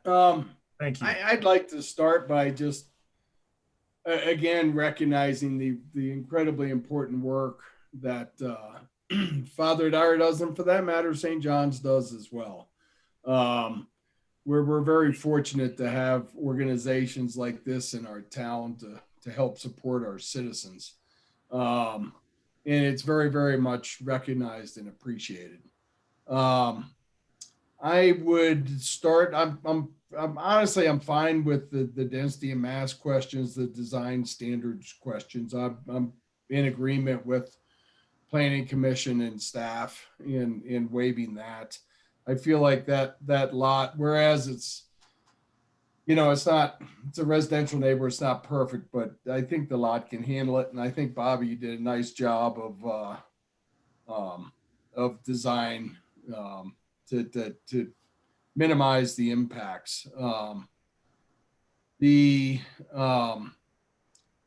fees or to mitigate the parking, I guess, is next. I'm okay waiving that ordinance. I would like to put some kind of language, and it can be pretty loose, but I'd like to see the church, make some effort to minimize the impacts of the parking on the neighborhood. And what that looks like, I'm okay leaving that loose, but I would love some language where there'll be efforts, whether it's a don't drive campaign or to have people out directing traffic or something. But, the Sundays can be pretty tough on Briar Rose and that neighborhood. So I'd like to see that. So far as the fees go, I recognize the benefits. I'll get to the development agreement in a sec. The fees, unfortunately, Jim, many of us have buildings in town where we could have built more years ago and we cannot now. So I have one of those, and that's as Eric, you put it quite well. That's us trying to protect the small town character of Breckenridge. I'm not in favor of waiving the fees. I think all of the permitting fees, that costs town. So we need to be reimbursed for those. And then the TDRs, I don't want to characterize these projects as churches and they get special projects, but I think both organizations, both Father Dyer and St. John's, bring great work, and I'm okay waiving a bit of the density fees, but not a substantial amount. I would be comfortable, asking, I believe, Chris, is it 2.5 SFEs or something we're asking them to buy? Yeah, I think it's roughly 2.5. Yeah, just shy of that.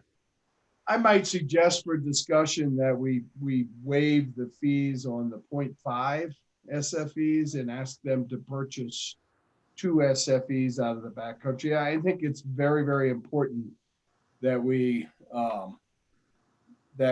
that the density comes from somewhere and then it gets extinguished. So on the development agreement, I'm okay with most of it. There's the one piece I struggle with some is the covenant that commits to having the 2,500 square feet be used for social services in perpetuity. The last little bit that says limited to church policies, I struggle with. I have no issue with current leadership of Father Dyer. They're phenomenal in what they do for the community. But I struggle with language like that ties our hands to future leadership of an organization like this that we just don't know what direction they go. So I would like to remove those that language limited to church policies. I think that's my comments. Thank you, Dick. Dennis, would you like to go next? Yeah, I sure would. I reiterate what Dick said, and thank you, Jim and Caleb. I thank you for your service to our community, everything that Father Dyer does. I've witnessed it firsthand. I've been there, and it is pretty amazing.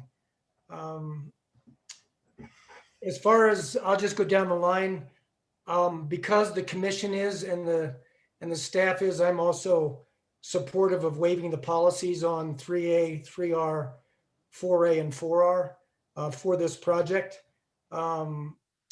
As far as the density at no cost, I am not in favor of taking the density out of thin air.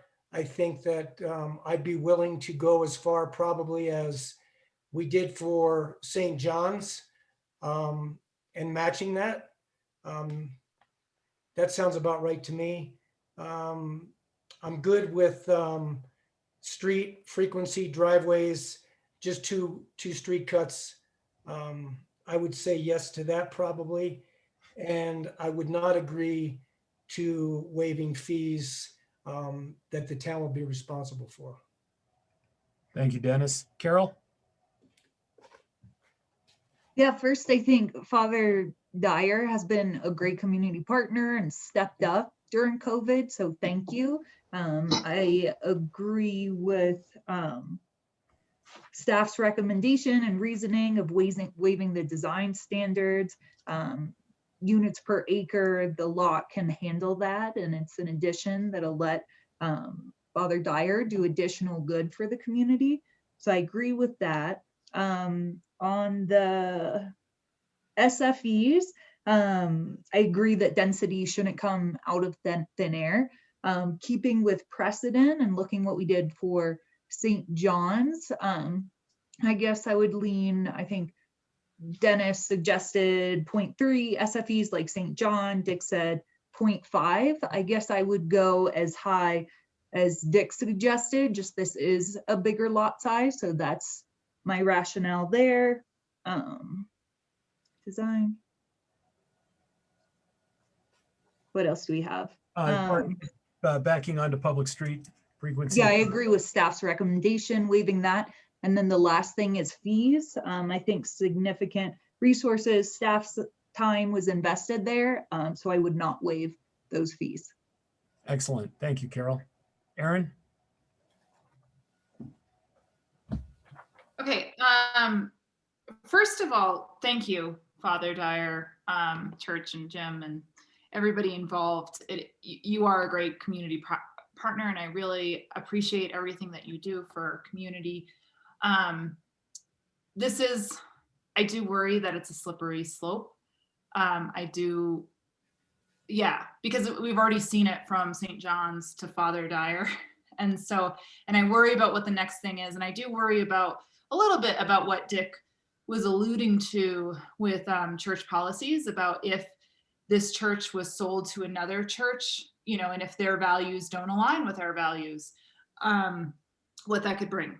With that said, I agree with number one, with the design, sure, we can waive that.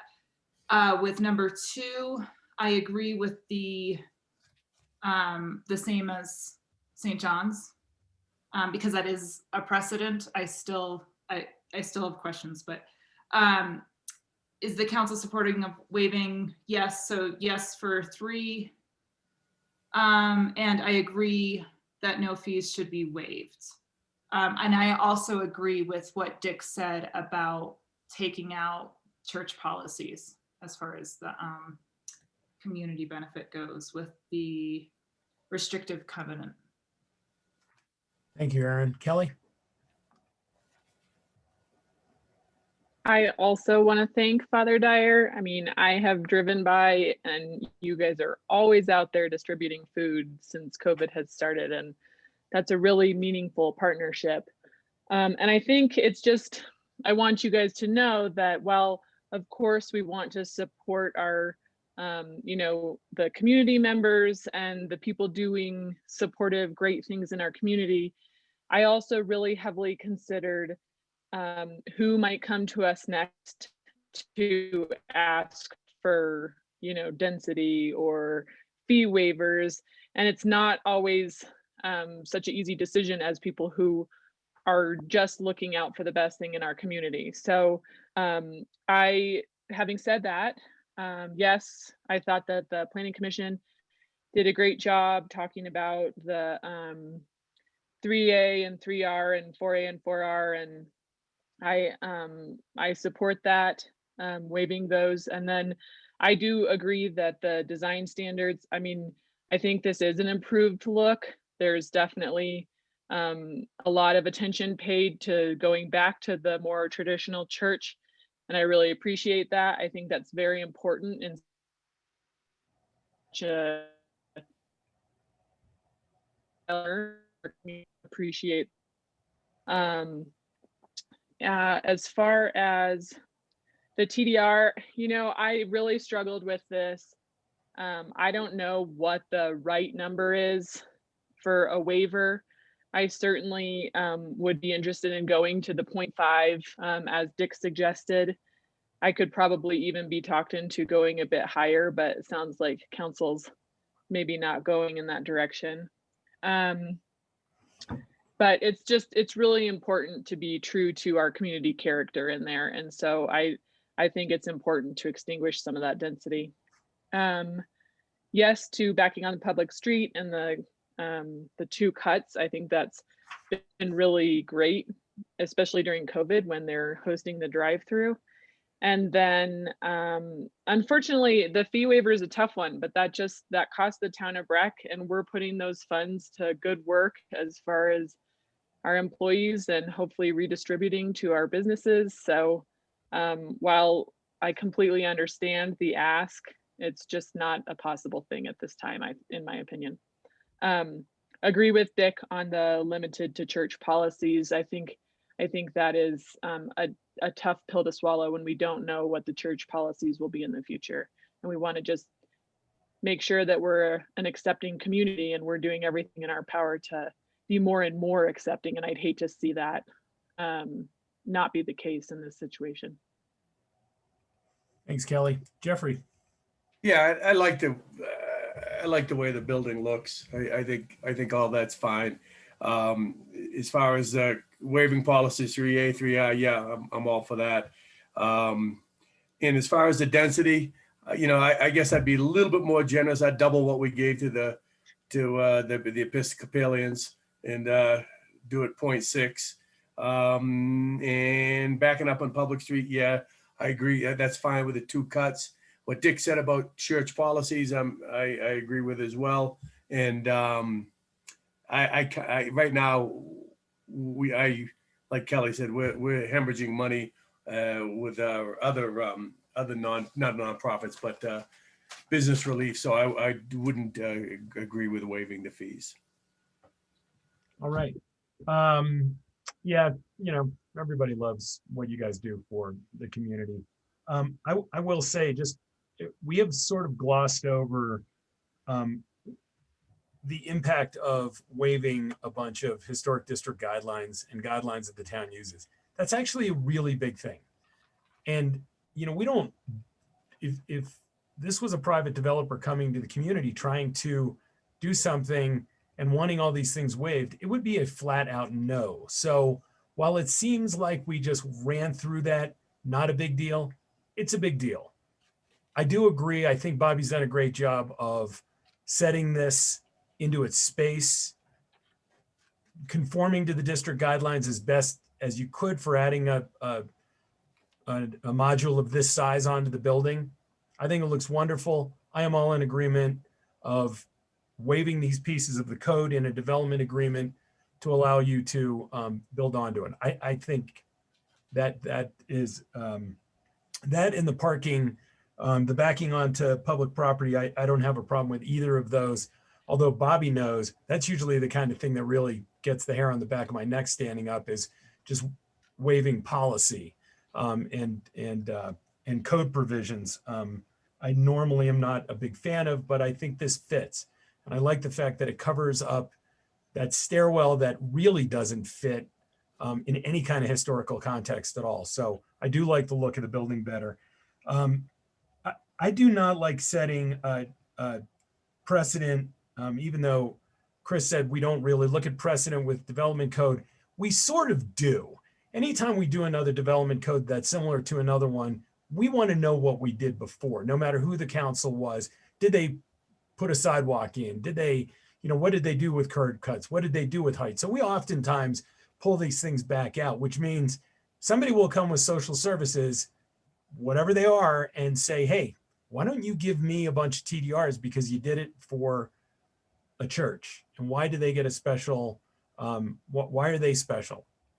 They do a lot of social services. I totally understand that, but I am not in favor of giving a large amount of the TDR. I'm okay with a piece. The reason we did the TDRs for St. John is it was an underground piece, made really no impact on the community, was pretty small. I'd be okay with Dick going up to 0.5. I also agree with the crew on the fee waiver. The only fee that I would possibly think of waiving is the housing fee, because I do know that the church purchased a home for the pastor, and I feel like they've put some money into that. So I could be persuaded to letting the housing fee go. But other than that, I'm sorry, I forgot. I wanted to. I agree with that on the housing fee. I didn't. I took a note and I didn't say that. that's why he's number one. With that, Chris, does that give you enough to work through with? Yeah, I think that's exactly what we needed tonight, and Excellent. we'll follow up with the applicant and then get working with Tim Berry. All right. Thank you. Bobby, thank you for your time. Nice job. Thank you very much. Appreciate it. Okay. Chris, let's run- thanks for all that work on your table. That was really, really helpful. No, I think it was a great suggestion to do the table. I know we've done it, we're comparing different steps in it, but I think at this process of that, I mean, it just helped me organize my thoughts probably even better than the memo. So yeah, us too. That was a great job on the report, Chris. Thank you. Thanks, Chris. We have 20 minutes to run through a couple other things. Let's get this McCain tracks A and C replat for Alta Verde. Who's handling this? that's me as well. Oh, go ahead, Chris. Keep it light. We'll try and have the quickest town project hearing ever tonight is the goal. Beauty. Any questions? Everybody read the packet. I'm assuming this is not a big deal. Okay. Council goals. Shannon. So, Mayor and Council, this is really just an update of your council goals. As you know, COVID's been a tough time for us to focus on a lot of these things. So this is just an update. We can certainly spend some time in another work session if you want to talk about what the goals should be going forward. As you recall, these were developed with the DMP and the BTO. So they're in your packet just for your review. I'm happy to answer questions either now or at another time. I know we have Commissioner Pogue, who's in the queue and waiting for a few minutes to talk to you as well. Thanks, Shannon. One thing I did suggest to Shannon is that we had a sort of a cover sheet on our goals for this year that, everything we're doing right now has COVID in mind. Money we're spending has COVID in mind. We may not necessarily get to these goals because the number one thing for us right now is to keep this town alive until we get to the end of the pandemic. So Shannon and I talked about that. If that's okay with you guys, that we add sort of a first sheet that says we're all in for these goals. However, there are things that are more important to the health and well-being of the community right now that will take precedent on everything. Aaron. Yes, just quickly. Lucy recently presented these goals because we're looking at the planning, the trails plan and the open space plan at BOSAC. Mm-hmm. And it was really fascinating how she said these goals are so good that they still applied during COVID. So I thought that was a really interesting viewpoint. That's great. Mine was more about, if we don't get to these, we're spending money on other things. And that's why it was more of a time than, Sure. But I thought it was interesting that she said they're that's still helpful to guide decisions. So that's great. Yeah, great. Any other comments on this, gang? Still work. All right. Excellent. Do you have a COVID update, Shannon? I do, but if it works for the timing, I can just give that quick update during the manager's report in the evening. Excellent. That's great. Okay. Let's bring our new commissioner on to say hello. Good evening, Mayor hello. and members of the council. Thank you all for having me this evening. I appreciate it. It's our pleasure. Well, I don't want to, stop the fast streak that you've got going on here, but I did want to just take a second to reach out to all of you to say hi. Some of you, obviously, I've worked with a great deal over the years, and some of you not as much. But I hope you have heard, as Commissioner Blanchard and Commissioner Lawrence and I have got started over the last 3 weeks, that one of our primary goals is to be as accessible as we possibly can. And so certainly, you know, the county has long appreciated our partnership and relationship with the town of Breck, and we hope that will continue. But if there is anything else we can do that to make that a deeper or more meaningful relationship, we are certainly all ears. I'll put my email in the chat. And I'm happy to take questions or comments, but mostly I just wanted to come say hi and make sure you all know that I'm here for whatever you need. Thank you. Any hard-hitting questions for the commissioner? Keep in mind, we just finished a 3-hour Board of Health meeting, so you may not get a great answer, but I'm happy to take hard-hitting questions. Speaking of which, what was How do you get along with Elizabeth Lawrence? Sometimes she can be bossy. Man, I like that woman. I tell you, us bossy women have to stick together. Give her our best. We miss her. I will do so. Hey, what was the count for yesterday, whenever the... Oh, we're still sitting around 819, unfortunately. Yeah, it's a bummer. Yeah, so I'm looking for new ideas. If anybody has anything we haven't tried, let me know. I will say, first of all, I think public health has done a remarkable job through this whole thing. It would be great if we could get the kids back to school more, though. And I know that there are differing opinions out in the greater world about transmission at schools, you know, the weight, the pluses and minuses of that versus keeping kids at home all the time. But, you know, I'd love to see a little more community discussion between you and even the school district about, you know, trying to ramp some of that stuff up. So.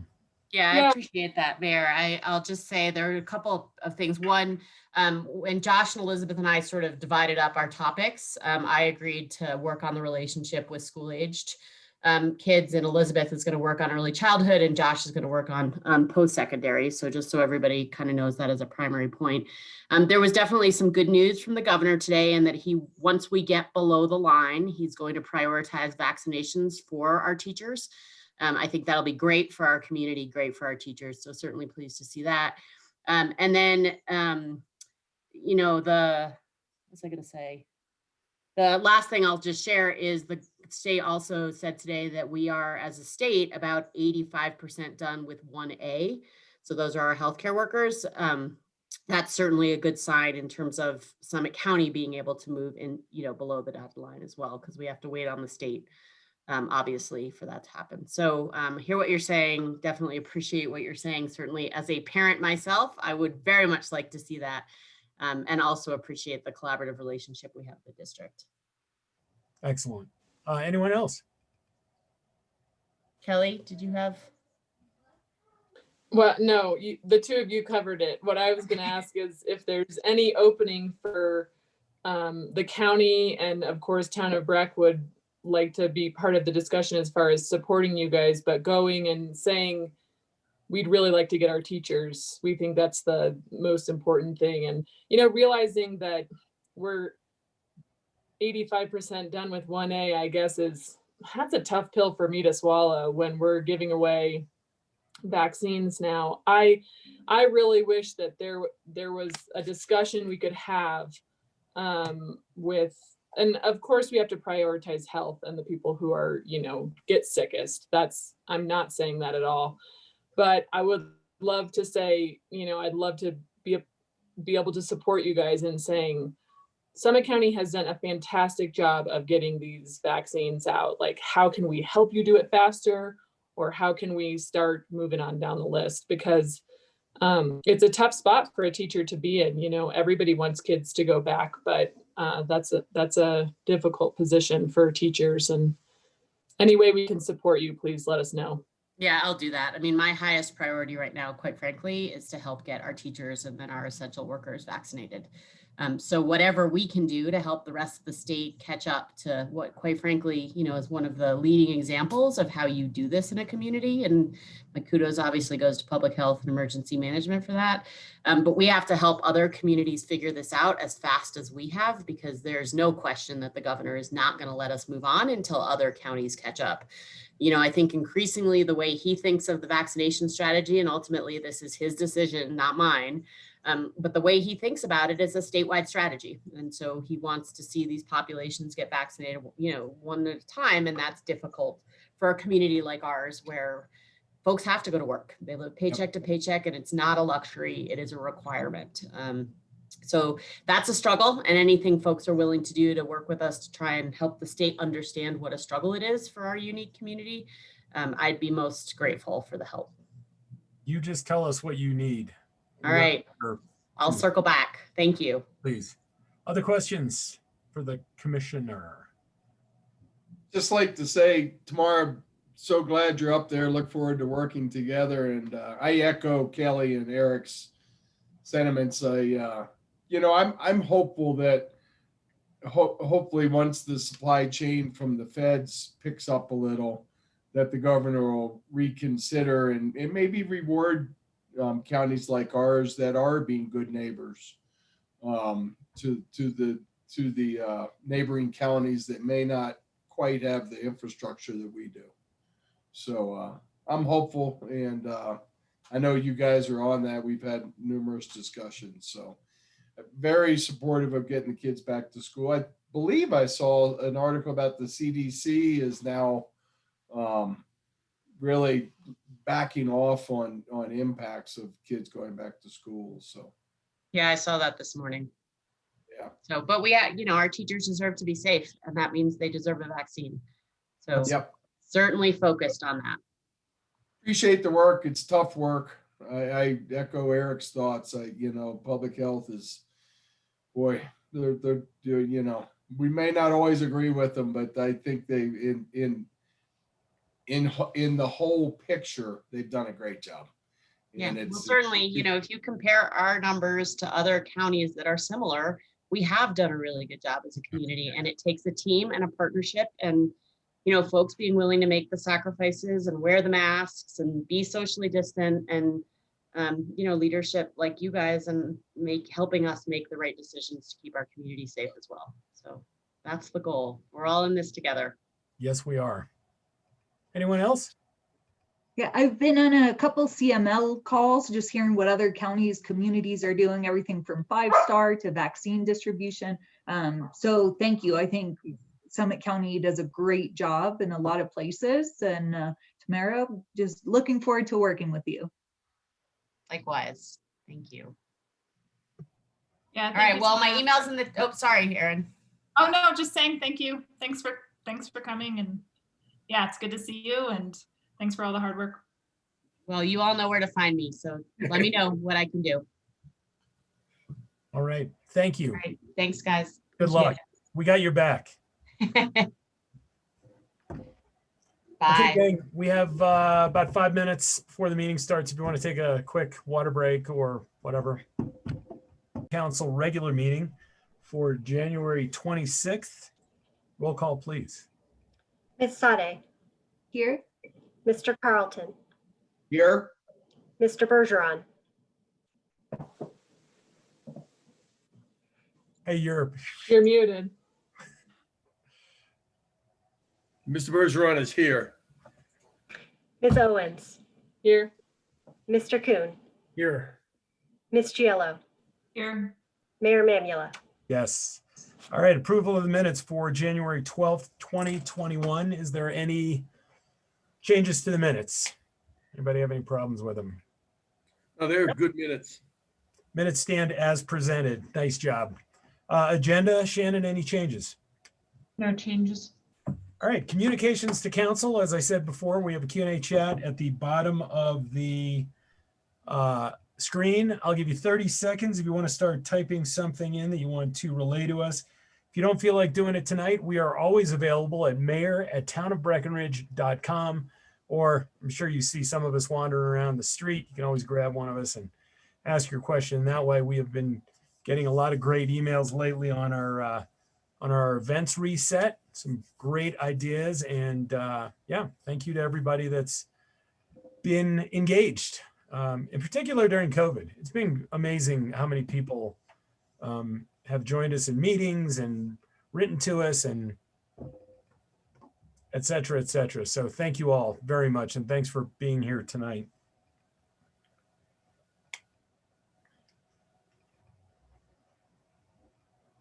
All right, seeing no comments this evening, I will close the public citizens' comments. We have a Breck Creative Arts update.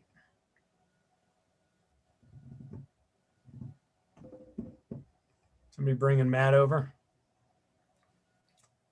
Hello, Matt. Can you see me? Yep. Hi there. How are you, sir? I'm doing well. Thank you, Mr. Mayor and council members. I appreciate the time to an opportunity to share a BC update with you today.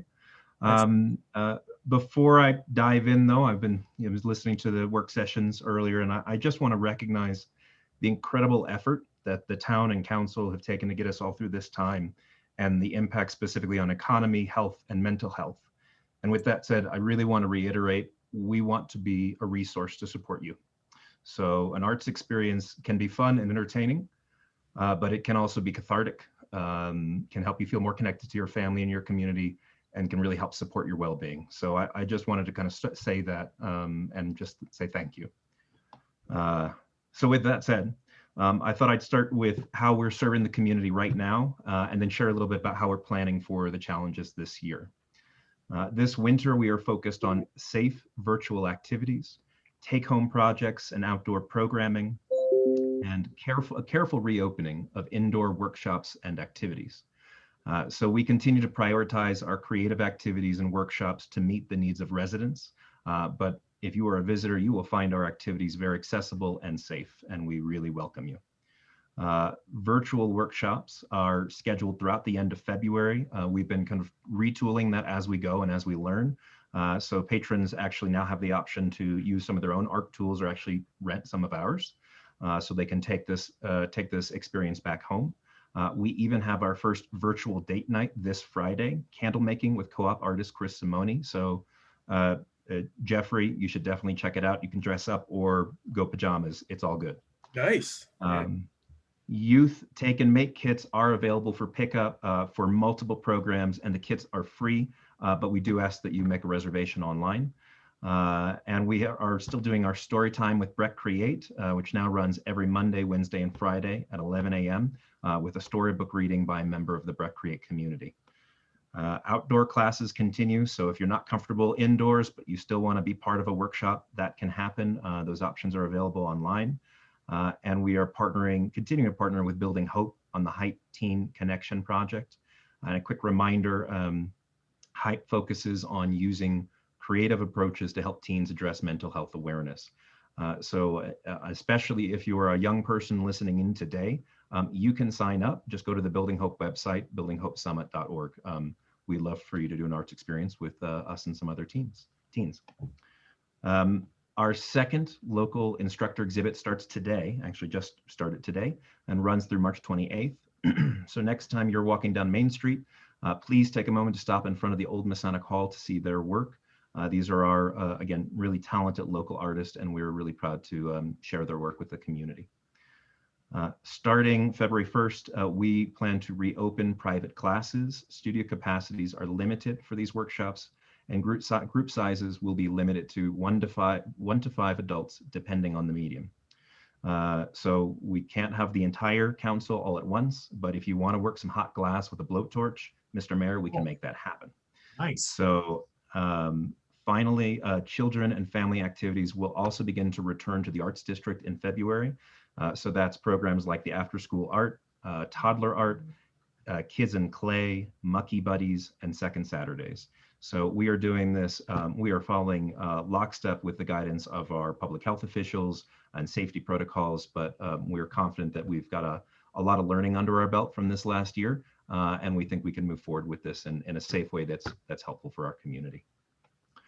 Excellent. So looking forward, we are scenario planning for all of our activities, the 2021 season as well as a whole, and the 2021 budget. Needless to say, we are revising our budget and planning in order to better align with where conditions are today.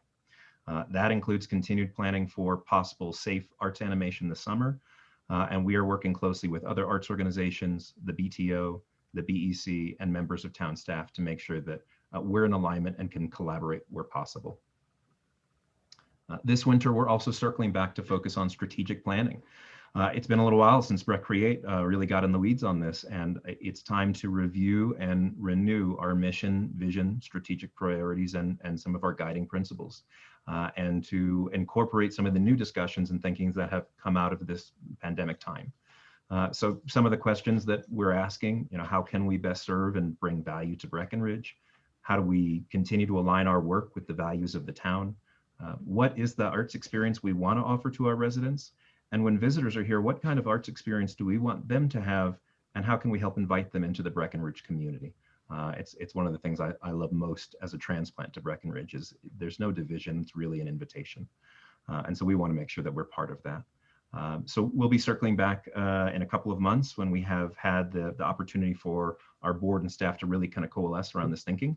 But I'm excited to dive in, and I think we're in a good moment in time to really embark on that. And then finally, in the midst of everything else, we continue, like the town, to think about the lens of equity and inclusion. So I just wanted to mention that one of the first steps we identified was to translate all of the text on the public art tour to Spanish, which is now completed, and we will have a Spanish language audio tour coming very soon. So it's low-hanging fruit, but we've got to start somewhere, and we've got to start, looking more comprehensively. So I just wanted to put that out there. If you're more comfortable in Spanish, stay tuned and keep an eye on the website, because we will have Spanish language opportunities to come and explore the art around Breckenridge. So I'm trying to keep it concise. Rick reminded me that last time I came to report. So with that, I'll just open up to any questions. Thank you, Matt. Questions for Matt? Matt, good job on some of these programs. I honestly think art can be therapeutic, especially these troubling times. But how are you comfortable you're getting the word out to some of these programs that, some of these, try to capture some of these folks that might ordinarily not show up at a candle making thing or a bong hot glass symposium? How are you doing it, like more social media? How are you getting the word out? Yeah, so we're relying right now a lot on digital and social media for the types of programs and the way we can segment. That's one of the most cost-effective ways for us to do the outreach.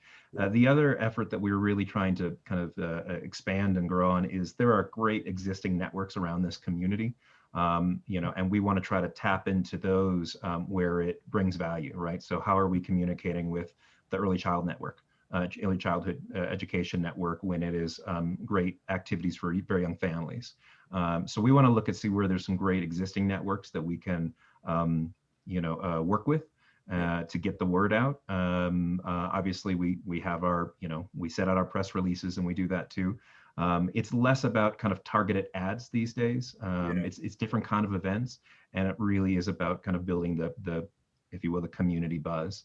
And so I think that's the first step. And then as we find traction in certain of those networks, we're going to try to kind of build on those. Cool. Awesome. Anything else for Matt? Matt, I thought you had some great names. I love Mucky Buddies. Definitely. It used to be Muddy Buddies. We had to tweak it a little bit in the time of COVID, and Mucky works a little bit better with the setting and what we're working on in the projects. It's really targeted young families, but anybody's welcome. So, Dennis, if you want to come, just give me a call. We'll set you up. You can come check it out. Dennis, please take my children. I want pictures of that. Anyone can.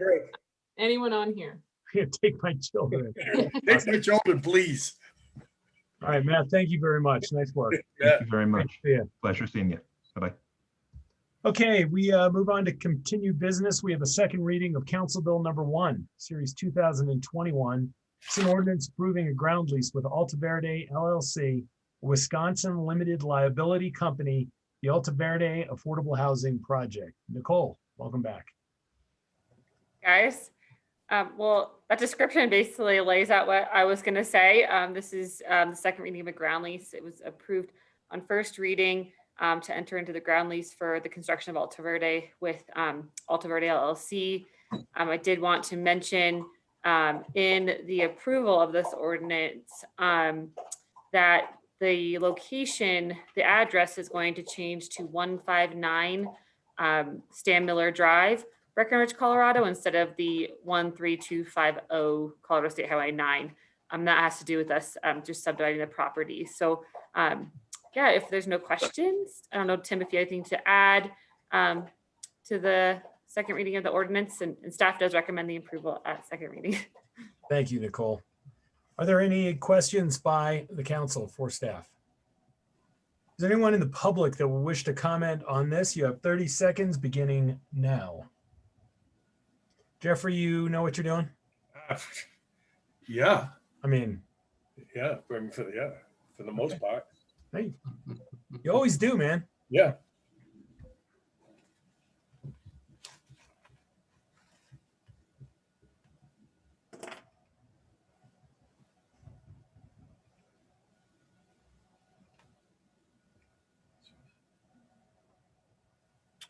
All right, public comment period is closed with no comments. Is there a motion?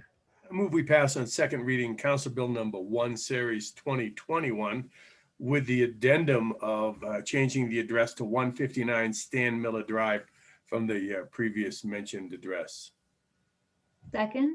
There is a motion and a second. Any further discussion? Roll call, please, Helen. Ms. Giello, Yes. Mr. Carlton. Mr. Carlton? Yes. Thank you. Yes. Mr. Kuhn? I think that was Kuhn, yes. Yes. Ms. Owens? Yes. Ms. Sade? Yes. Mr. Bergeron? Yes. Mayor Mamula? Yes, thank you, Helen.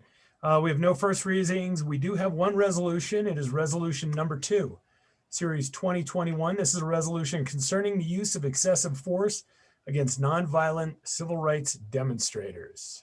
Nicole? Thanks, guys. It's you again. Okay. Nicole, Chief Baird, we both, like I said, tag teamed this one a little bit. The purpose of this resolution is really to add on to an existing really comprehensive excessive force policy for the purpose of receiving federal funding for the Alta Verde project from the state. This is specific to adding language regarding nonviolent civil rights movements. And staff does recommend the approval of this resolution as to accompany the existing excessive force policy. Thank you, Nicole. Tim, anything to add? No, I absolutely agree with Nicole and what Chief Baird said this afternoon. And this is just a supplement to an already existing really good use of force policy. It's required as a matter of federal law. We think it's not a problem for the police department to enforce, so we support the resolution. Thank you, Tim. Right, any questions of staff by the council? No, anyone in the public wish to comment on this? You have 30 seconds beginning now. And just to reiterate what Tim said, we already have a fairly robust excessive force policy. And this is just an addendum. We did not do this just to get the money from the feds, although we're adding this on, but it is not nearly as comprehensive as what Chief Baird has already instituted for his police force.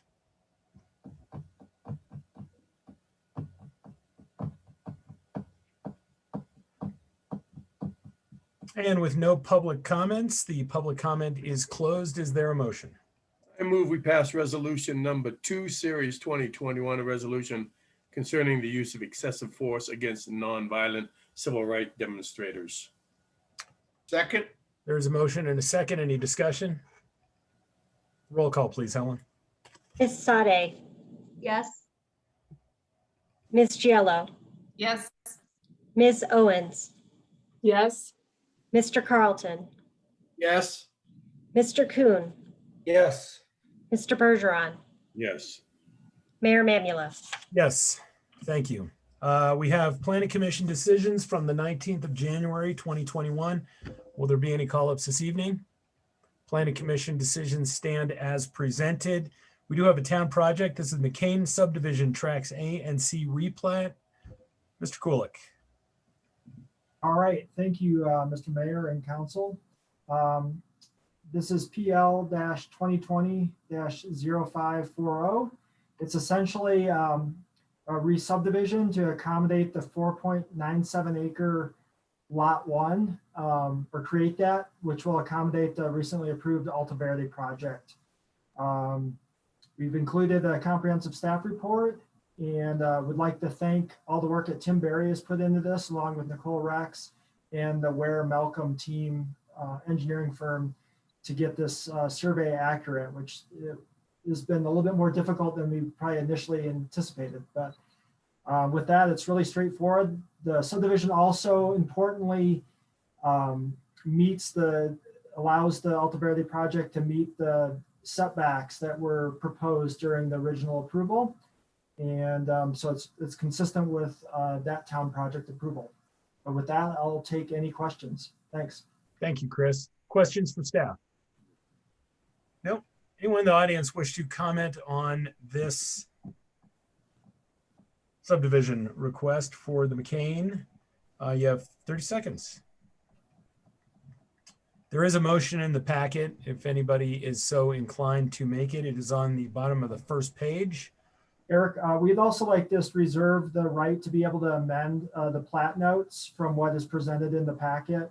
I think Tim is still finalizing those. It says that in that motion that you put there, right? I believe it did. Find the changes, yeah. Excellent. Thank you, Chris. All right, seeing no public comments, public comment period is closed. Is there a motion? I make a motion to approve McCain subdivision tracks A and C replat Alta Verde PL 2020-0540 located at 12, 9, 65, 13, 21, 5, 13, 21, 7, 13, 21, 1, and 13, 25, 0, Colorado State Highway 9, with the attached findings and conditions, permission from the staff to make minor changes to the plat prior to recording. Mr. Mayor? Yes, sir. Would it be permissible, Mr. Bergeron, it's your motion to change the street address references to the 159 Stan Miller Drive? Yes, sure. Chris, you okay with that? I'm absolutely fine with that. Thanks, Tim. Should I just kind of make an amendment? No, if you'll just agree, then Helen will change the motion. Yes, I am totally fine with moving the address, changing the address to 159 Stan Miller Drive. Is there Thank you. Second. Any discussion? Roll call, please. Mr. Kuhn, Yes. Ms. Sade, Yes. Ms. Owens, Yes. Mr. Bergeron, Yes. Ms. Giello, Yes. Mr. Carlton, Yes. Mayor Mamula. Yes. All right, we have a report of the town manager and staff. Shannon, what do you got? All right, I have a few things for you. Most of these are COVID related. The first is that we have received a request from Beaver Run to allow them to utilize some of the parking in their parking garages that is currently underutilized for day visitor commercial parking. Normally, this would not be allowed as that parking is required for the business and for the residential parking that's required for the lodging. However, we know during COVID that they're not filling their rooms and they've got obviously a reduced conference business. So even on some of the busiest weeks, they still have somewhere between 120 and 160 spaces that are vacant in those structures. And with this request, we think there's a benefit obviously to Beaver Run, but there's also a benefit to the town in that with the reduced parking allotment currently in the core and knowing that we are filling our in-core lots on the busiest days, this will add some additional parking for those day visitors. If council is agreeable to this, then I'll work with Tim Berry to do another COVID order, town manager COVID order, and this allowance would be strictly during this time where we're in a COVID emergency. And I'm happy to answer any questions. Does anybody have a problem with this? No? Okay. Very Great. Just an update, just so you're not surprised. We have had, I think Dick probably knows, a lot of Summit Youth Hockey games going on at the ice rink. And from what I understand from Scott Reed, those games have been going really well. They're getting good compliance from the people who are participating, and they are not allowing spectators. And for the most part, it seems parents are following the rules when it comes to that. The other thing, if you're a Gold Run Nordic pass holder, you may have gotten an email today. CHASA, with approval from CDPHE, is going to be allowed to run Nordic races for high school kids this season. Our Summit County Public Health has reviewed the requirements and approved them or agreed to them, as well with one additional requirement, which is no spectators. So we have a request from the high school and from the state to hold 2 Nordic races at Gold Run, one on February 5th as a high school race.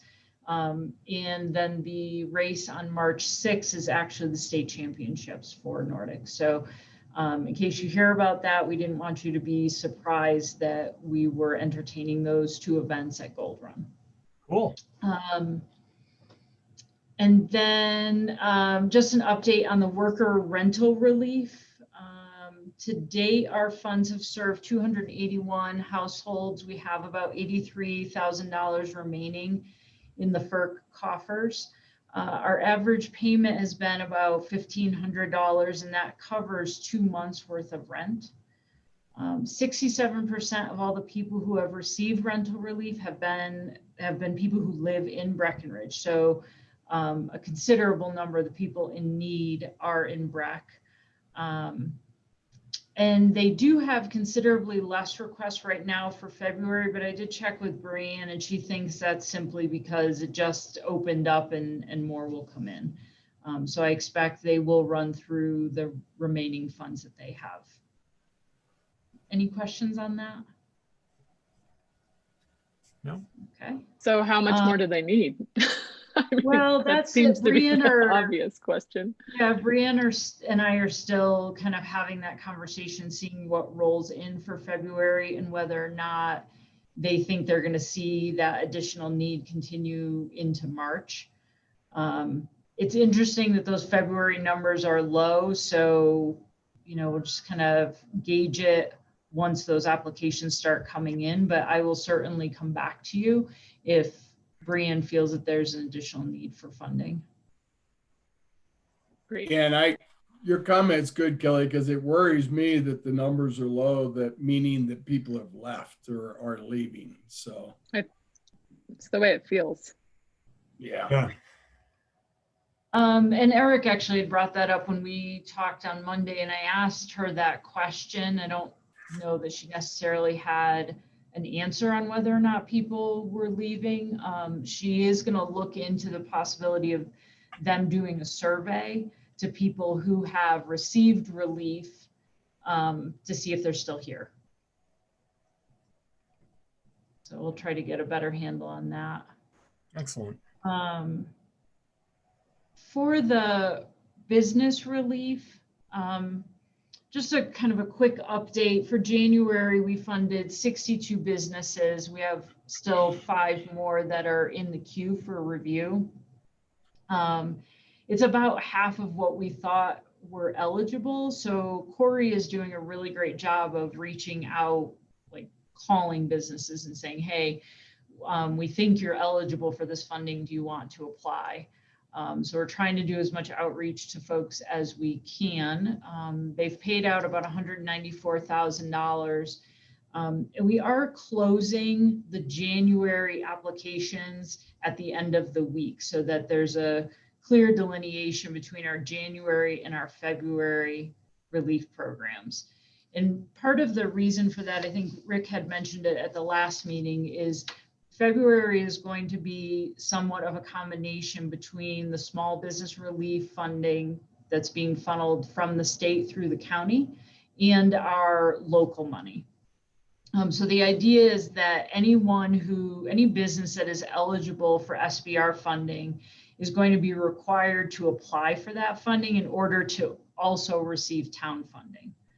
And what our intent is that no business, if they're funded through SBR, should get less than they would have gotten if they applied to the town alone. So if, as an example, a business is eligible, they get $2,000 in SBR funding, but they've lost enough revenue that the town would have given them $4, the town will make up the difference between 4 and 2. So we don't want anybody to come out with less than they would have otherwise. If the amount that they're going to get from SBR, we won't know until all the applications for the municipalities and the county all close. And that'll be around February 8th. So once the county knows how many businesses have applied, then they'll be able to divvy up the funds and we'll know how much, each business will get. And there's 3 different categories for those funds. Let's see. So I do have, for the SBR, and some of you may know this already, so I apologize if I'm duplicating information you already have.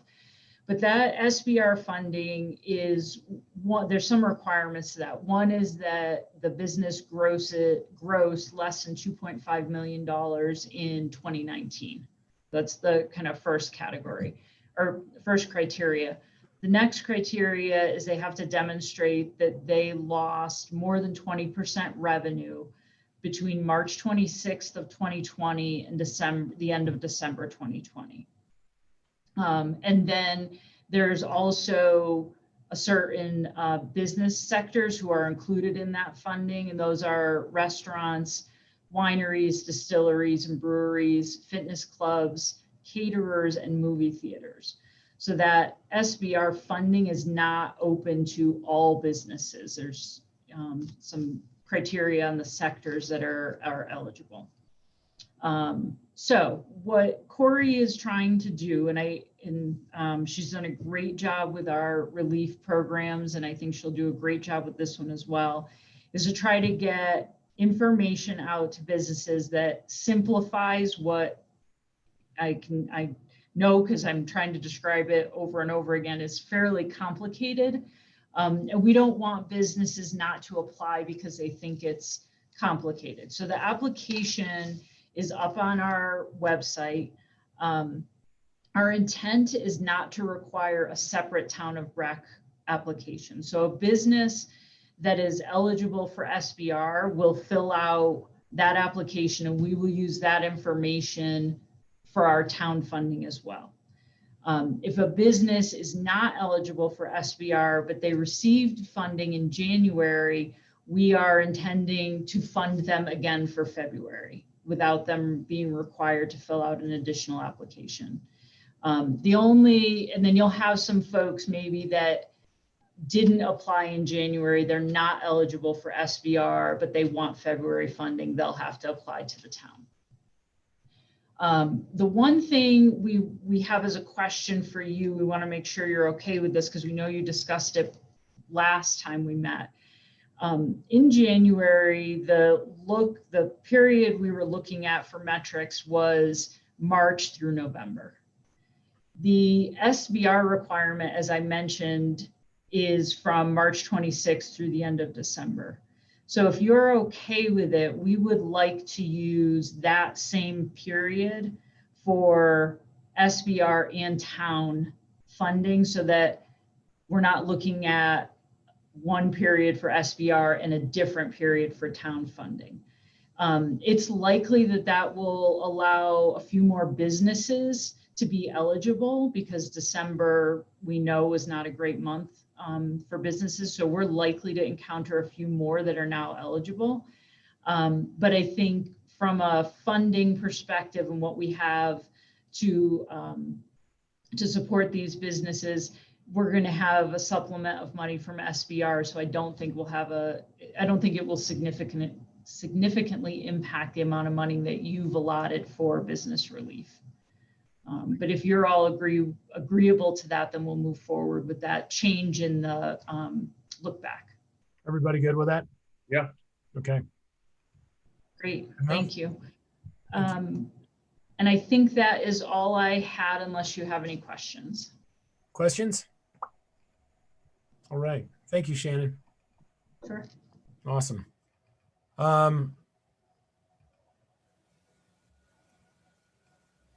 Report of the mayor and town council members. Let's see. We have some cast meetings this week, virtual. And then on the 1st, which is next Monday, we have a phone call with Joe Nagoose. So I'm pretty excited about that. He's giving us from 12 to 12:45. I don't know how he's doing it. He's so busy right now being a impeachment manager and everything else that's going on. I think it's great. He's going to take the time to reach out to the mayors of District 2. So that's a big one. That's what's going on with me. And I'll give you a cast update after this. I think it's Wednesday and Thursday. I can't remember. I forgot everything today. Creative arts. Dick, Kelly, anything to add to Matt's presentation? No? We've been working with Matt. He talked about some scenario planning and such, and we've been working with some of that stuff. So more to come on that. Excellent. Hey, I missed that Mucky Buddy thing. What was it? Well, I couldn't. He broke up when he was talking about that. What is that? For the You kids. have to wear your jammies. What is it? You have to wear your pajamas, Jeffrey. Really? It's a kids program. I'm guessing with Clay. I'm not sure. Do you know, Kelly? You know what, Jeffrey? You should show up and find out.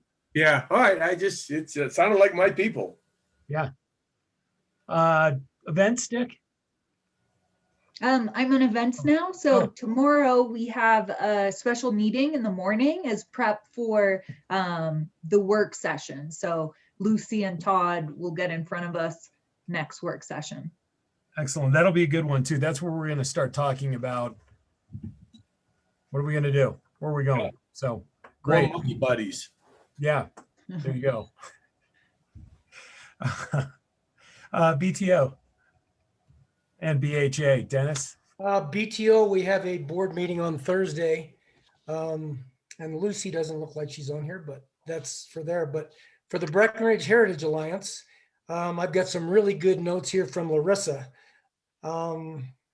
They have submitted their second application for their PPP, and they will be receiving just shy of $90,000. So they'll reduce their 2021 ask from the town by that amount, which is great news. They're offering a BHA experience, museum tours, snowshoes on a private by requested basis. And they've consistently had groups going out on most days. And most requests are guided snowshoe tours for town walking tours, as you can imagine. Really cool stuff. This is Denver Channel 7 has interviewed on what would have been Barney Ford's 199th birthday last week. Wow. And they're looking ahead to considering ways to honor Barney Ford next year for his 200th anniversary. Cool. Big history for our town. Yeah. And then they're looking ahead to work with the ski area, however they can, for the ski area's 60th anniversary, which will be December 16th of 2021. And that's a lot of years for the ski area. And they're going to use the archives and the pictures from John Tolpanecki's collection to highlight the milestones. Sweet. So, fun things. That's awesome. Thank you, Dennis. Dennis, will you thank them for that 90,000? I think that's pretty amazing that they're going to do that. Absolutely. Oh, one thing I forgot to tell you, and this is also pretty cool. They're working right now on replacing the interpretive signs for French Gulch, B&B, Mini Mine, Extenuate, all those trails that were installed back in 2011. So they've been around a long time and they don't look very good right now. And same small size, same locations, just hoping to put some new signs in, and they should be installed within the next 2 months. So be out looking for those. Dennis, thanks for doing that. That's Dennis, are they creating those right now, or are they already? I believe they're created and sitting in Larry Crisbell's garage. Okay. I have a pretty good feeling. they need to be redone. Thanks for taking care of that. That's awesome. All right, open space. You're on mute. Yeah, I accidentally swiped the Zoom away. Anyway, so, sorry about that. So we had an Open Space Advisory Commission meeting yesterday. And we had a pretty quick staff summary, but it included snowmobile grooming continues on a weekly basis on trails adjacent to the Gold Run Nordic Center. Visitor use data is being collected at the majority of the popular winter trailheads and trails. So if you need that information, it'll be forthcoming. And then removing downed trees system-wide. We reviewed the BOSAC calendar. It's the 4th Monday of every month, aside from December. Pretty easy to remember. And delicate news about the Gold Run Road plowing. That is continuing. We thought that there would be a natural stop to it because we would get more snow. Since we're not getting more snow, or it doesn't feel that way, although I know it was snowing today, they are continuing to plow it because the Forest Service has this contract that they just can't break. So again, that's Gold Run Road, Preston Loop, and Hoodoo Voodoo. So unfortunately, they just can't break that contract. If we had a large snow event, then it would stop. So that's unfortunate. We can't really do very much about that. The town and county are working together to advance some of the planned new trail construction and realignments. And so they are, we're partnering up for the NEPA analysis for the special use authorization. And that's by the Golden Horseshoe Oversight Committee.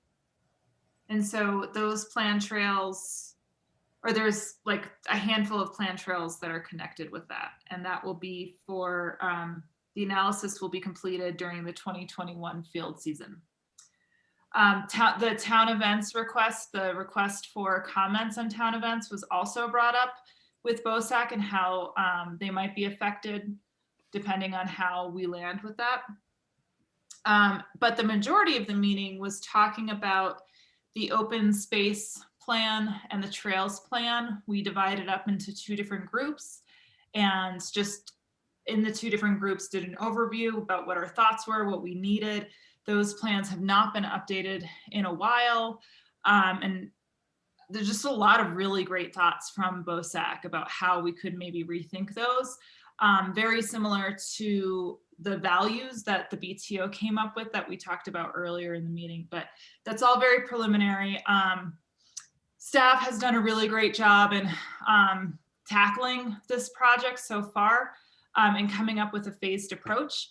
And so for council, the next phase would be to have request some public comment and some comment from council. I know with our group, we had some very specific questions. So it's not like a free for all where everybody says like, well, this is what I hate, this is what I love, but to have some more directed questions. But in the near future, we're just swapping. So the 2 groups are just swapping and so for instance, I was on the trails plan group at first and next I will be looking at the open space. Cool. Any questions? No. Hey, can you do one thing for me? Sure. Gold Run Road from the Wellington side, it goes up to Drew's old house. And that's about where we start our snowplow grooming. There's no sign there to tell people in cars not to go farther. I was coming down the other day and a couple dudes had stuck their brand new mini Jeep SUV about 20 yards up that trail and just had made a mess of the trail, which is fine. But, those poor guys had no idea what they're doing.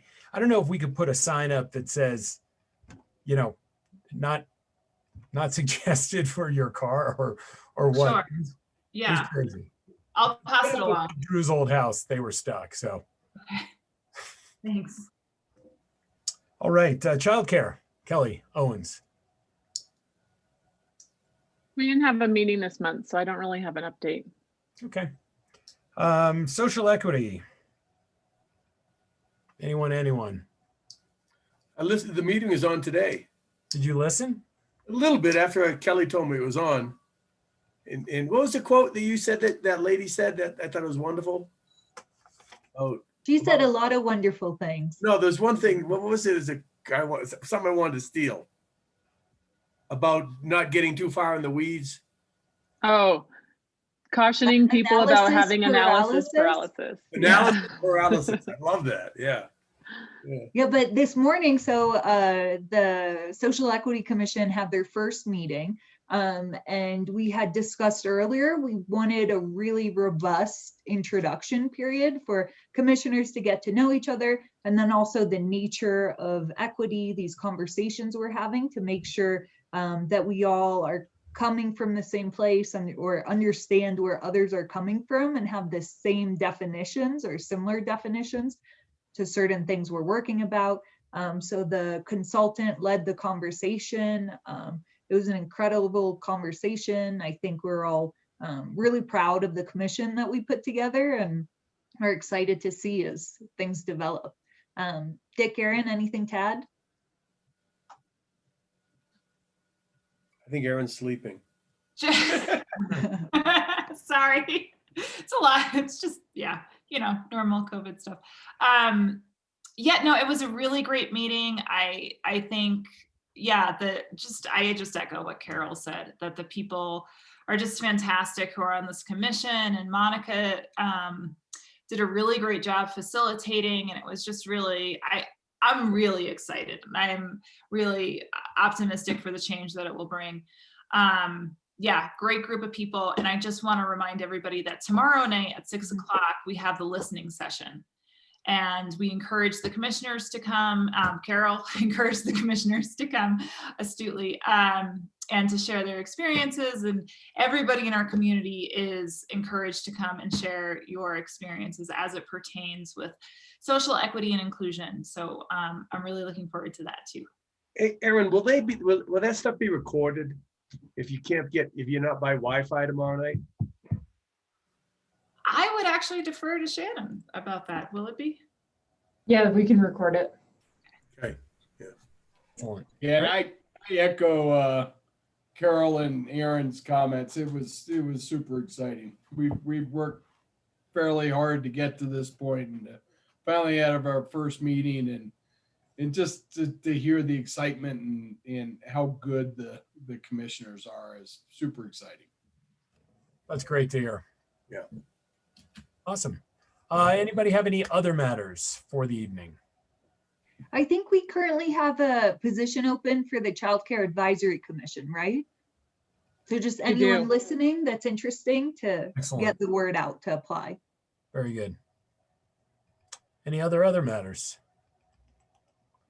I wanted to talk about Wendy's letter to the Summit Daily and just how we're going to move forward. I mean, I know that we don't have a lot of control over this scenario, but I do hope that we can somehow facilitate or encourage some public involvement with BGB and their new development plans. And I think it's just really important that the public understands that at some point the council isn't going to be able to weigh in. And how do we get that information out? And also, how do we help BGB, get some public input here? Shannon, do you have any insight for us, or Eric, or is this something that we should talk about next time after we've thought about it more?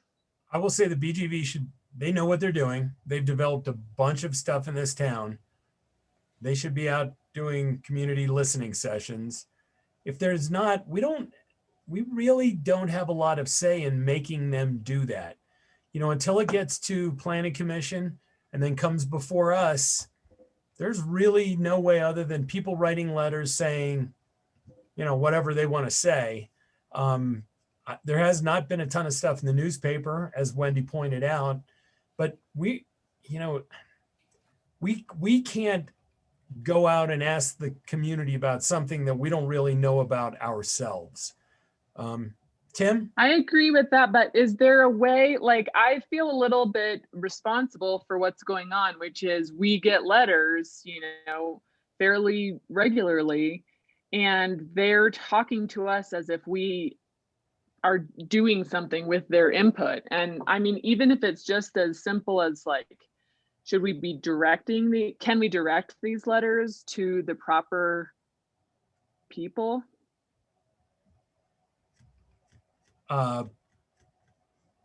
Tim? Tim? You know, I think you can if you can identify who the proper people are.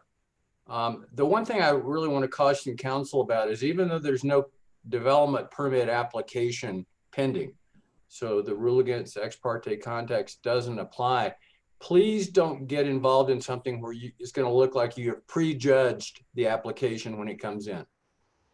That's an area where if you're not real careful, you can make comments that could be a problem later on. And Kelly, to your point, I think we could absolutely share the letters we receive with Graham. And we can also, when we have the opportunity to speak to them, just let them know that we are hearing, reiterate for them, we're hearing from the community that they would like an opportunity to provide feedback to BGV as they move forward with their design and plans, and that we support BGV and doing that kind of community outreach. You know, like Eric said, I don't think we can force them to do that, but we can certainly encourage them. Yeah, absolutely. I completely support what Kelly said, and Shannon, what you just said about how, sure, is it mandatory? No, but does it go a ways? Yeah, I would say that. And I think it was a great letter from Wendy, and it's true, you know, like when we look at those things, and I'm not saying what Tim was saying about, you know, it's going to sway our decision or anything like that. It's just that it's important that we know where our community stands or how our community feels. Absolutely. We need to be very careful on how we talk about this, though. Like Tim said, you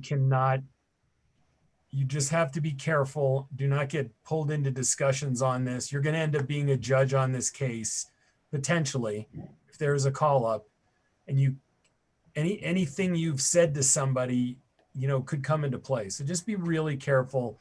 Let's let the staff redirect any letter that comes to us to Graham and their team. If somebody says something to you, I would think that we could say to them, hey, write a letter to the town, send it to mayor@townofbreckenridge.com. We'll make sure that it gets to the developer, and let's do it that way. And hopefully there'll be enough action from the community that the developer then decides it's probably a good idea that I do something outside the planning process to get everybody involved, like they did with the hotel. So if that works for everybody. Yeah.